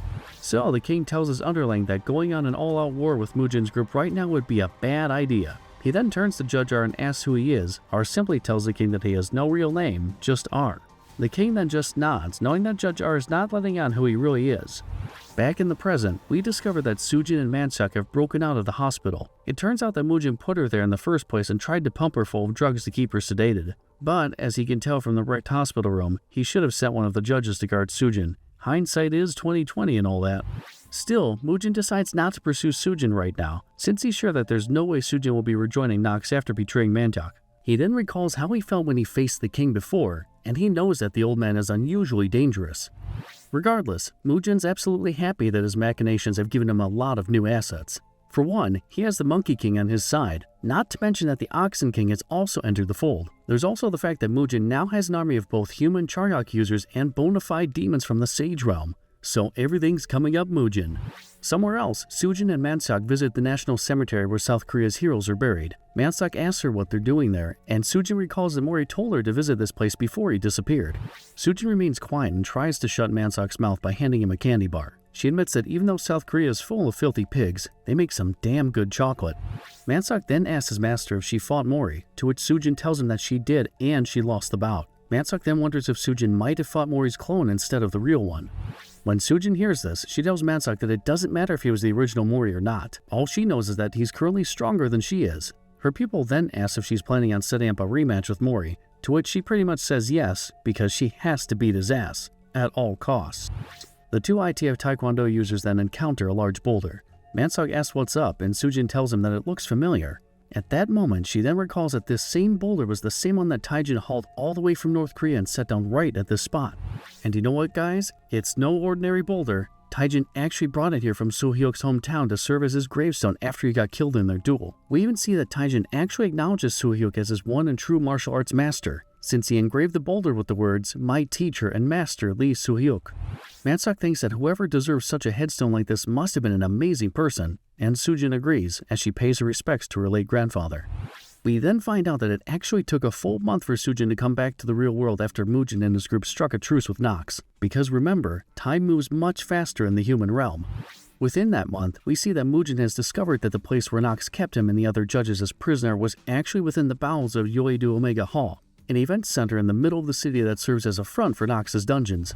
Han Riang tells Mujin that this is the same reason that he and the National Homeless Association, his own hobo army, had a hard time locating Mujin's group during their face-off with the king. Mujin remarks on how clever Mandok was for setting up shop in the middle of the city, considering that their dungeons are just across the street from the National Assembly building. That way, Mandok was able to bounce between torturing Mujin and working as a politician. Not too far away from here, Daewoo tries to ask Eun-yu if she can open up another dimensional gate to the Sage Realm to help Mori. But unfortunately, Eun-yu's power is currently all spent. At that moment, Uma speaks through Beck and tells Eun-yu that they and the other demons of the Sage Realm can't stay in the human realm because it's so filthy in this place. But again, Eun-yu can only rebuff them for now. After that, Uma and Beck telepathically speak to each other and they agree to keep Uma's secret in Oraguk, her kingdom, hidden from Mujin and the judges for now, considering that they can't trust these people just yet. Judge P then approaches Mujin and asks what he plans on doing next, to which Mujin replies by telling her that he's going to get back his power and prestige. We then get a narration of the other things that happened during this time. For one, Daewoo and the other members of their group reported everything that happened in the Sage Realm to Mujin, except the fact that the Mori in the human world right now might be a clone. Mujin, on the other hand, spent the next month rebuilding his empire and clearing his name. First, he succeeded in withdrawing terrorist accusations levied against him, but we find out that the public still thinks Mujin a traitor. Still, Mujin was able to retain his position in South Korea's government as a member of the Onuri Party, and he managed to take Mori and his friend's name off the country's most wanted list. We then get more information about what's happening with the judges after their escape from Nox. It turns out that Nox did successfully rebuild the city after the tragedy of Seoul, but they made sure that Mujin and his allies' lives would be a living hell. For one, they demolished the judge's house, which rendered each and every one of them homeless. We find out that Judge Q and the others are now living in tents somewhere in the city. We also discover that Mujin and the judges are desperately running a signature drive through the day to help find support for Mujin in the South Korean government. Suffice it to say that this initiative is not going well.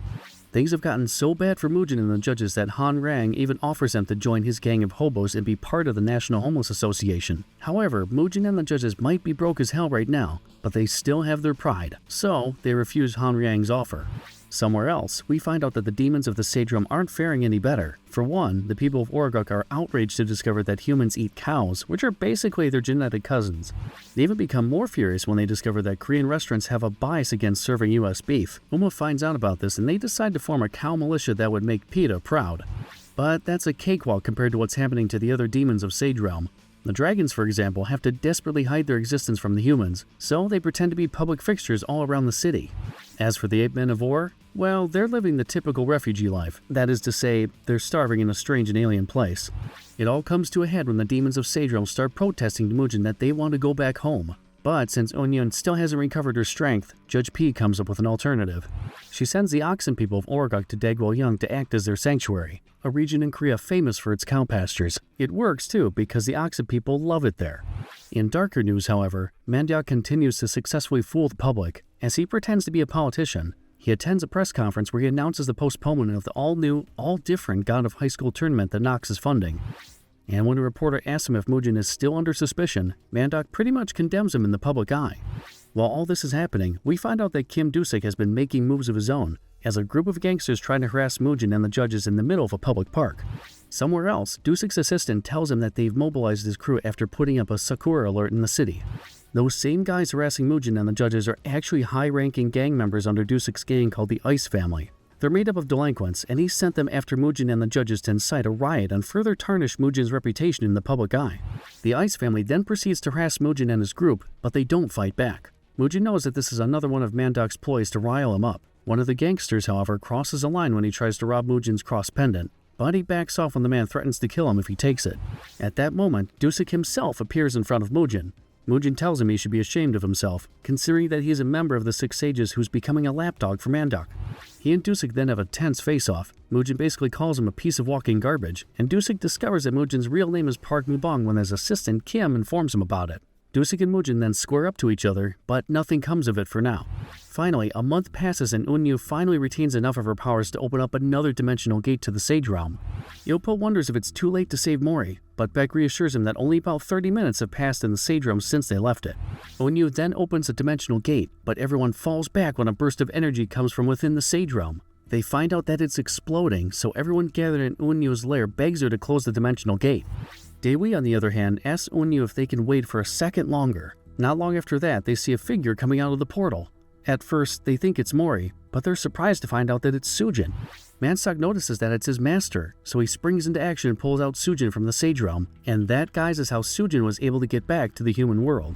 In the aftermath, the demons of the Sage Realm can only stand there in shock knowing that their homeworld has turned to dust. Meanwhile, Mansak tries to wake up Sujin. The story then turns the clock back again to Mujin and Dusik's face-off. We find out that a couple of paparazzi are creeping behind bushes to try and take photos of Mujin and the judges fighting off Dusik's Ice Family, but they don't fall for it. The judges remain steadfast in, well, not fighting back. But the same can't be said for Mujin, who's getting more and more heated with Dusik. Suddenly, Mujin waves his hand and summons an invisible force to bear down on Dusik, but the gangster just brushes it off. He then tries to punch Mujin in the face, but Judge S blocks his fist and reminds Mujin to remain calm. Mujin agrees and walks away from Dusik and Judge S. Confused, S asks him where he's going, and Mujin simply tells the man to give him an hour to sort things out. A couple of Dusik's henchmen try to stop Mujin, but he easily shakes them off his tail. Meanwhile, Mori is meditating inside his apartment. His eyes are closed. After a few seconds, he opens them and says that he's lost contact, implying that the original Mori is simply gone. Somewhere else, Go-Gamdo pays his master Na-Bong Chim a visit. He then hands the old man a gift, a divine pellet he got from the Sage Realm. Bong Chim loves it, and Go-Gamdo asks him how Mir and Daewee are doing. Bong Chim tells the student that Mira's condition is not looking good. It turns out she used Jongbong Chim without taking a divine pellet, and this has put a lot of strain on her body. Bong Chim even tells Gamdo that even he had a hard time using Jawbong Chim with a divine pellet in the past, so Mira's case is far worse. As for Daewee, well, Bong Chim tells him he's blind in one eye now. Somewhere else inside Bong Chim's home, we find Hyungdan nursing Mira back to health. Daewee's there too, and Hyungdan tells him that she did all she can to help him recover. But here's the thing. Daewee's now missing an eye, and this is going to affect his abilities whichever way you put it. As for Mira, Hyungdan's not sure if she'll be able to go back to normal if or when she recovers. The wars they had in the Sage Realm and her outburst in Nox headquarters has significantly weakened her body at this point. Daewee then asks Hyungdan if they can keep the secret about Mori, and she promises that she won't tell anyone about it. Daewee then leaves and sees Mori in front of Hyungdan's yard. Meanwhile, Judge S appears to be outmatched. He's left battered and bruised after taking a few hits from Dusik, as his henchmen marvel at their leader's combat prowess. Dusik prepares to use a technique called Dusik Kim Fight Style with one punch, 3 teeth out to finish off Judge S. While this is happening, it's revealed that Mujin has barged into Mondok's press conference. But what shocks Mandak even more is when Mujin suddenly announces to everyone that the Korean team will participate in the new God of High School World Tournament no matter what. Afterwards, Mujin goes into detail about how Mandak basically rigged the previous competition. Hearing this, the reporters start asking Mandak about how the new God of High School Tournament is facing a scandal by barring the Korean team from competing in it, and all Mandak can do is fall silent on the podium. The media feasts on this bit of news, while everyone all around the world witnesses Mujin's announcement. Even the king is impressed with Mujin's media savvy when he watches it on TV. Back at Judge S, Dusik is just about to knock 3 of his teeth out when the gangster's phone rings. Kim hands him his cell phone and it's Mujin on the other line. He tells Dusik to back off. But more importantly, Mujin tries to cut a deal with him. You see, Dusik is a loan shark, so Mujin plans on borrowing 10 billion won from him with 40% annual interest. The gangster continues to have a conversation with Mujin on the phone. Dusik doesn't think Mujin is serious about the 10 billion won loan with 40% annual interest. Suddenly, a couple of reporters ambush Dusik and inform him that a 40% annual loan interest is illegal in South Korea.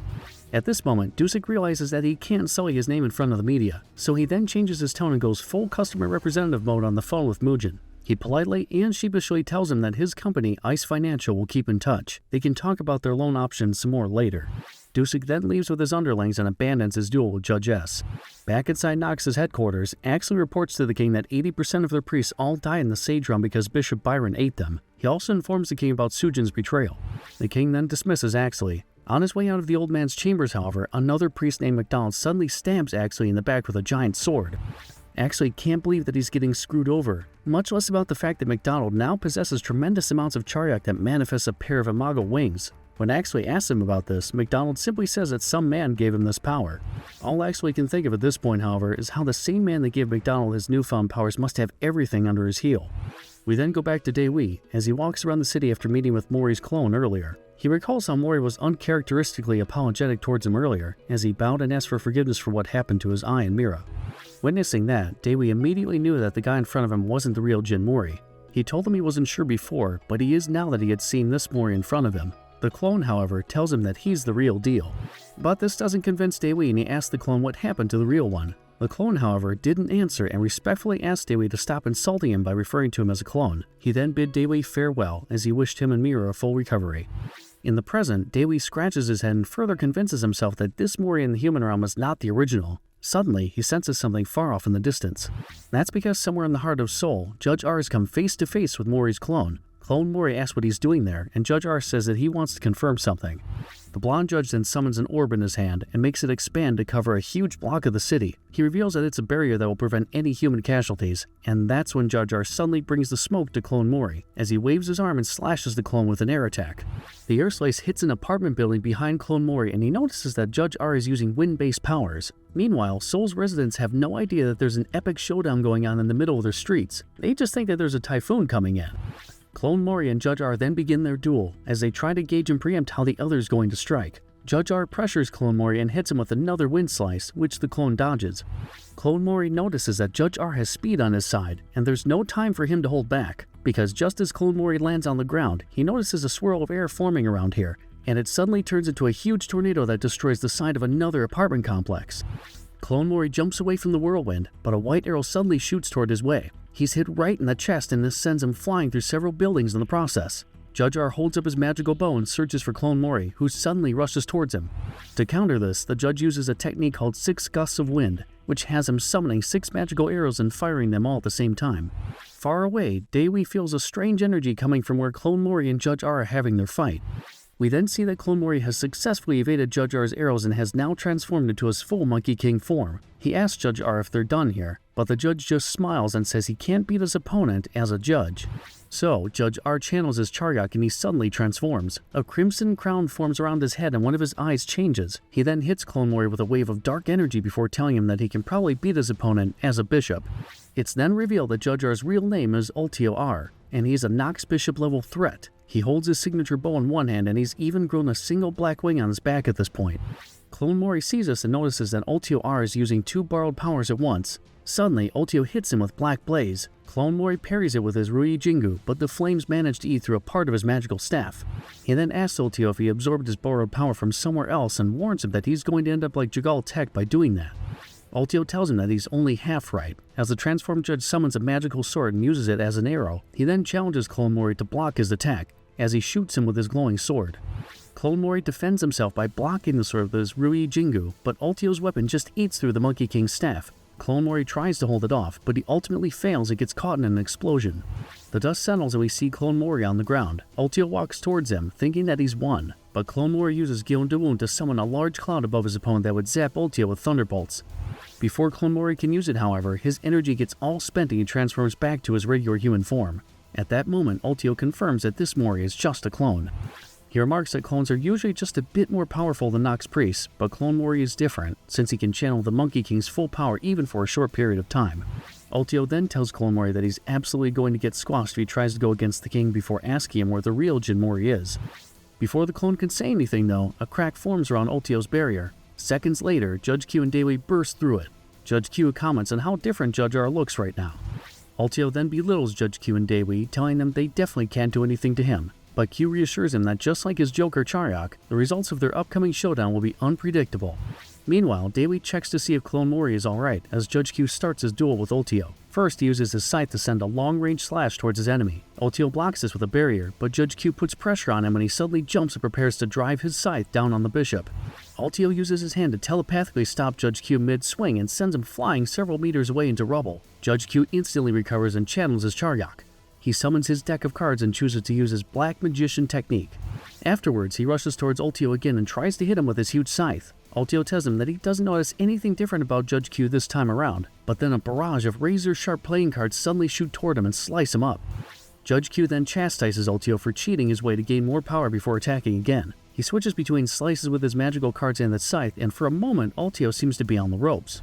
Judge Q's barrage culminates with him hurling his scythe and turning it into a buzzsaw that would wreck Ultio. Ultio tries to block the buzzsaw with his powers as Judge Q follows up by activating his direct contract and summoning 4 spectral clowns to attack Ultio. The clowns attack Ultio head-on as Judge Q teleports behind Ultio and asks him what he wants. Ultio tells him that he wants Judge Q to go wild before trapping him with his dark shadow-like energy. Judge Q tries to chop off Ultio's head, but he simply grabs the scythe's blade with his bare hand and stops him mid-swing. He then uses his dark energy to engulf Judge Q in black flames that seemingly knocks him out. Ultio then prepares to kill Judge Q, but he's surprised to find out that his opponent is already with Daewoo and Clone Mori as they fly away to safety. The bishop then charges up some energy and gets ready to hit Judge Q with a classic finger gun, but Ultio feels blood dripping from his hand and he cancels it. He then utters to himself that you have to get much stronger than you are now. With his targets gone, Ultio takes down the barrier he installed before his duel with Clone Mori. Somewhere else in the city, Judge Q is frustrated that he lost to Judge R. Daewoo asks if Clone Mori's alright, and he tells Daewoo that he apologizes for tarnishing the real Mori's reputation. But Daewoo says it's all good and he properly introduces himself to the clone. He then helps him stand up and the two become friends. The next day, we see Gyeomji back in his family's convenience store, as he does an impromptu street performance where he reveals his mankini to unsuspecting shoppers to the disappointment of his dad. Somewhere else, Poom Gwang is excited to inform Jang Mi that he's finally gotten into college. Jang Mi hugs him and they start to feel awkward. But we get a reveal that they're going to start dating soon enough. Meanwhile, Soojin is trying to acclimate to life in South Korea as she tries to order her first hamburger at a fast food joint. Suffice it to say that the burden of options overwhelm her when the cashier asks if she wants to upsize her meal. Thankfully, Manseok is there to help her with her order. While this is happening, Mom Bora chills on a tree branch somewhere else in the city. Then we get introduced to the new contestants participating in Nox's upcoming God of High School tournament. First, there's the 17th unit of the Vatican, an army made up of priests and nuns ordained by the Pope himself to enter the God of High School tournament and prepare for a holy war. Then there's the Japanese team, who appears to specialize in channeling spirits and precognition. We also see Andre and Apache with their respective teams from France and the US. Meanwhile, inside Mujin's hovel, Judge S asks his boss if he's seen the news. Mujin's currently watching it and he sees Mandok making an announcement about the tournament. Mandok declares that the new format of God of High School will be a battle royal where the 2 remaining teams at the end will be chosen to participate in the grand finals. Even more, it's a free-for-all that lets anyone join the contest, whether it's a team that was eliminated in the previous tournaments or ones that didn't even qualify for the prelims. Mujin hears this and realizes Mandok's plan, that he and Nox are using this new tournament format to make it easier for Nox agents to sneak their way into the contest. Mujin is wary about all this. He thinks that if members of his own group were to enter the tournament, it would be like a rabbit running into a tiger's cave. Not long after that, the all-new, all-different God of High School Battle Royal tournament commences. We find Soojin and Manseok in a room somewhere in the city. He asks his master about Jung-soo and why she's looking for this guy. Soojin tells Manseok that he's just someone she knows from the past, but that it's pointless to look for him now, since Jung-soo's dead. Meanwhile, Mira visits the park bench where she last saw the late god of high school tournament referee Shin Bongsa. It's the same bench where he advised her about the art of Wolguang swordsmanship. Mira reminisces about it, but she suddenly feels her chest thumping and she blames her use of the Jiobong Chim for it. She even gets frustrated that she had to go back to her old haircut as part of her treatment. Frustrated, Mira takes a seat on the bench and starts to stew in her thoughts. Mira thinks that Mori is just naturally strong, while Daewee is noble. As for her, well, Mira thinks she's useless on her own. Back to Sujin, we finally get the full story on what happened right after she got pulled out of the cave and inside the labor camp's mine. In a flashback, we see Jung-soo holding an unconscious 5-year-old Sujin as he desperately calls for a medic to tend to her. His other mates from the Beko unit approach him and tell Jung-soo that this labor camp was being used to mine uranium for nuclear weapons. Their squadron leader then tells the entire unit to get rid of all evidence pointing to Sujin. Jung-soo protests against killing the kid, so the squadron leader forces him to hand over Sujin so that he can kill the girl himself. Instead, Jung-soo disobeys the order and uses his borrowed power to summon a black 3-tailed creature called Sapsel Dog. He then commands Sapsel Dog to take Sujin and get her to safety. Sapsel Dog flies away with Sujin, but the squad leader tells Jung-soo that all he needs is 5 seconds to kill him and Sapsel Dog would disappear before it can save Sujin. With no other choice, Jung-soo drops all formalities and tells his squad leader that he never liked him. Then he draws his sword, the national treasure called Ascalon, and prepares to fight the man. Back in the present, a man sits beside Mira. She eventually recognizes this man as Priest Ryu, the same guy who beat her inside Nox's inner sanctum and destroyed her sword. Ryu reveals that he's happy that he's not the last living Wolguang swordsman, but he's disappointed that Mira is a second-rate user of their fabled technique. To Ryu, he'd rather kill a weakling like Mira than have her continue disrespecting the sacred art of Wolguang swordsmanship. He then draws his sword and showboats, slicing off Mira's bangs while he's at it. However, he tells her that he's going to spare her life for now, and if she wants to get stronger, she has to become a monster. Ryu then returns the blade from Mira's broken sword. He tells her that he wrote his address on the fabric he used to wrap the blade, so if she wants to become a proper Wolguang swordsman, she should seek him out. Otherwise, he's going to cut her down the next time they meet. Ryu's about to leave the park when Mira tells him that she doesn't need to become a monster to become a powerful warrior. Hearing this, Ryu tells her that it's the same thing that an old friend of his told him. He ended up blinding that guy. At that moment, Mira realizes that Ryu is the same guy that Bongsa told her about in the past, the same man who took his eyesight. And then we get the big reveal that Ryu is actually the old squadron leader of Beko unit and that Bongsa and Jung-soo are one and the same. That means Sujin and Mira are both referring to the same guy. Because remember, Sujin knew Jung-soo by his alias, the labor camp worker known as Su Sim. Meanwhile, Mira knew him as Shin Bongsa, the old tournament referee who advised her on how to become a better warrior. We then get a first-hand look of their duel where Ryu blinded Jung-soo with his sword using a technique called Wolguang swordsmanship number 8, Moon Drop. Right after that, he told his subordinate that the reason he lost their duel was because Jung-soo lacked ruthlessness. Jung-soo, however, let Ryu know that he'd rather lose and become blind than turn out to be a monster like him. Back in the present, Ryu leaves Mira at the park, but not before telling her that he has a feeling that she's going to seek him out one of these days. Somewhere else, Daewee prepares to go back home to his family. He's frustrated that he's lost track of time after his adventure in the Sage Realm and racks his brain about how he can explain being placed on Korea's most wanted list to his sister. Not too far from where he is, an old man is wandering the city's streets trying to look for something. Daewee's sister, Hong Dae-ryong, approaches the old man and tries to assist him. The old man then tries to harass Dae-ryong by grabbing her butt, but Daewee arrives just in time to stop the pervert and tell him to stop it or he'll kill him. Dae-ryong realizes that it's Daewee and she gives her little brother a big hug. Daewee apologizes and tells her that he'll explain everything when they get home. Dae-ryong, on the other hand, suddenly becomes serious and asks Daewee what happened to his eye. She ominously tells her little brother that he better not have been beaten in a fight, which scares the hell out of Daewee. Suddenly, the old pervert reveals himself to be the king and tells him that he now knows where he has to go. Shortly after, we see that Daewee has welcomed the king into their home, as the two play a game of Korean chess, aka Janggi.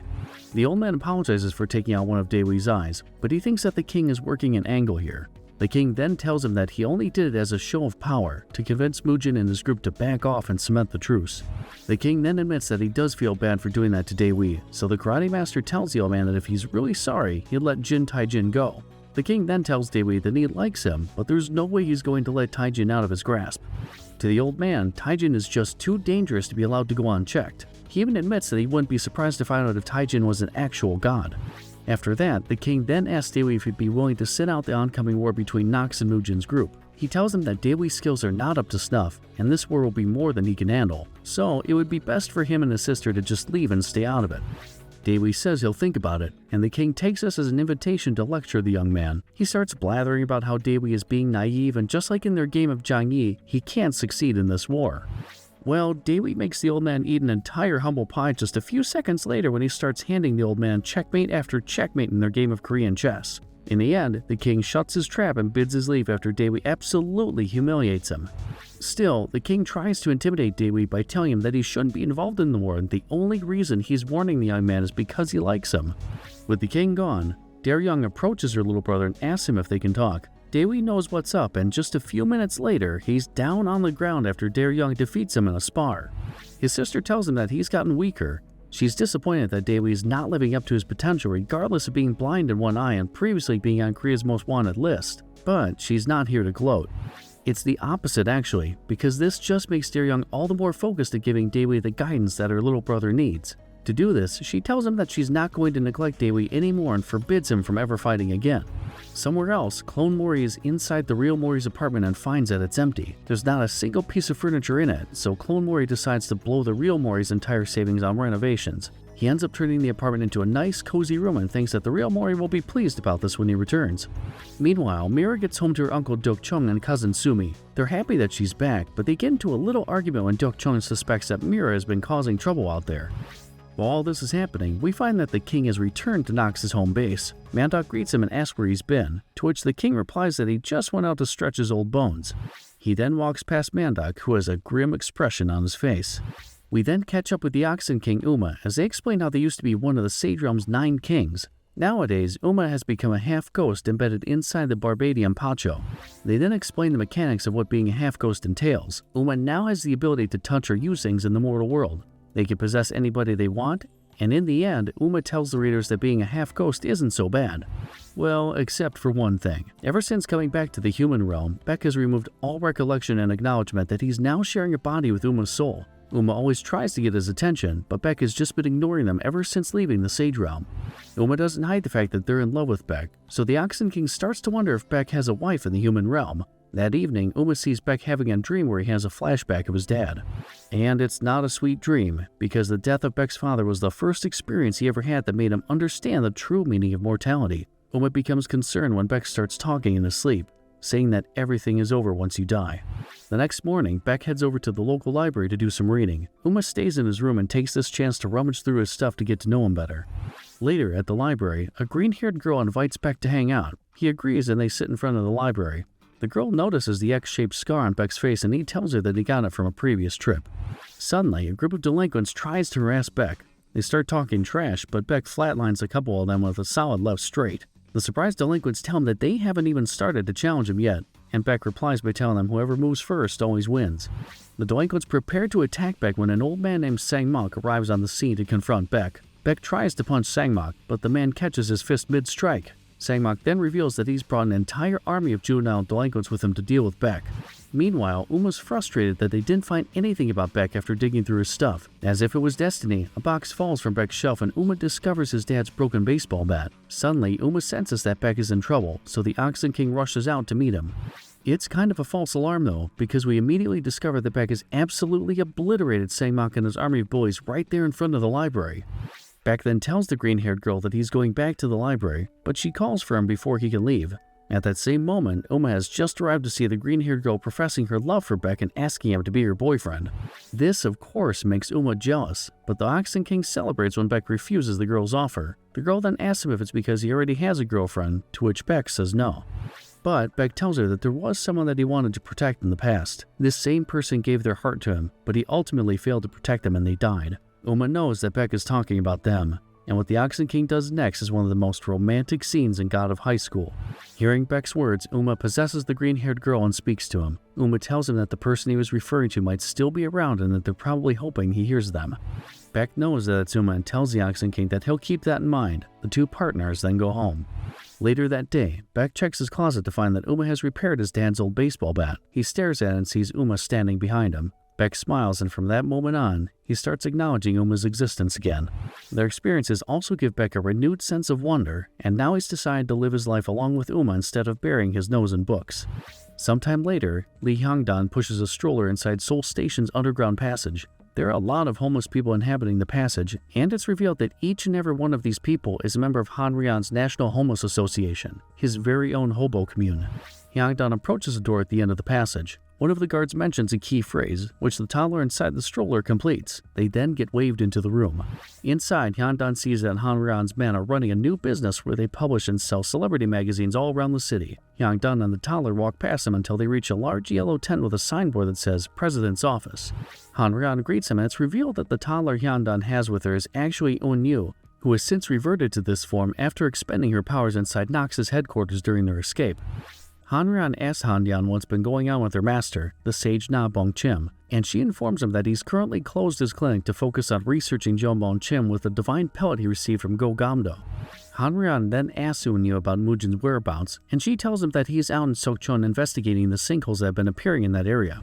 At Sokchon, Mujin finds out that Nox has been conducting a secret mining operation beneath the area. The cult's press release stated that they were building a subway station there, but Mujin knows better. Suddenly, Mujin senses a presence inside the tunnel. He then encounters a humongous glowing green crystal embedded within its wells. Mujin touches it and wonders what it is and why it's indestructible. Suddenly, a bald Nox cultist with a hunchback creeps up behind him and calls him by his real name, Park Mubong. Mujin tells the man to not call him by that name, but the Nox cultist just keeps egging him on. Back inside Seoul Station's underground passage, Hanryeon explains to Eun-yu that he and Mujin barely stopped the Nephilim that Mandok summoned in the middle of Seoul before. He attributes this to the fruit of the Tree of Knowledge, the mythical object that gave humans wisdom in exchange for sealing their ability to kill gods. Eun-yu recognizes that the god-killing seal comes from the fruit of knowledge, as Hanryeon continues to explain how their late friend Jason Jon, another one of the 6 sages, basically sacrificed himself to stop the Nephilim back then. Hanryeon further explains that the only reason that they had a hard time dealing with the Nephilim in the past was because of the god-killing seal. But now that it's been undone, even Mujin can kill one of those angels with a single wave of his hand. Eun-yu knows that the gods placed the seal on humanity because they were afraid that humans have the ability to destroy them. She uses Taijin as an example, telling Hanryeon that Taijin is pretty much a talent that comes once in 1,000 years, someone who has the legitimate power to destroy gods by himself. Hearing this, Hanryeon surmises that this is the same reason why Nox wouldn't allow Taijin out of their grasp. Eun-yu agrees with him and reminds Hanryeon that they shouldn't underestimate that cult. Back in Sukcheon, the Nox cultist manages to slice Mujin's left arm. He tells him that Mujin is now trapped in his dark and moist den where he's basically its master. The cultist continues to gloat, telling Mujin he's never going to catch him. But Mujin stops playing around and gives the bald fanatic a solid left overhand to the face. The cultist wonders how Mujin was able to hit him, to which he replies that he may not be able to see his opponent, but he can definitely hear him. And it all works in Mujin's favor because this Nox cultist doesn't know how to shut up. Mujin prepares to deliver the killing blow when he's suddenly barraged by a series of invisible slashes. And it's here that we get the big reveal. It turns out that undoing the god-killing seal has an unwanted side effect. Sure, it allows humans to kill gods, but it also strengthens the bonds between them whenever a human being embraces a god, which is what this Nox cultist is doing. Simply put, this evens the playing field between Mujin's forces and Nox. And whereas the god-killing seal was called the taboo, this reverse effect is what Nox calls God's blessing. At that moment, the bald cultist suddenly changes form and loses the hump on his back, as he channels more power from the god that Nox worships. The cultist even starts to grow horns, and just as Mujin was about to launch a counterattack, the beefed-up fanatic threw him against the wall. The cultist then prepares to strike down Mujin, but he uses his powers to create a flash of light right above the cultist. Then, a huge tremor suddenly rocks the city above them when Mujin springs his gambit underground. So there you go, guys. That's the end of the second Great War arc and the post-war arc in one video. The next volume that we'll be covering will be the World Competition that will have the Consolation Match arc and Pre-World Tournament arc. I would also like to say thank you for 1,000 subscribers. I truly appreciate everyone's support. If you do enjoy this video and this type of content, please do drop a like on this video and also hit the subscribe button with the notification bell turned on. We'll see you guys in the next video.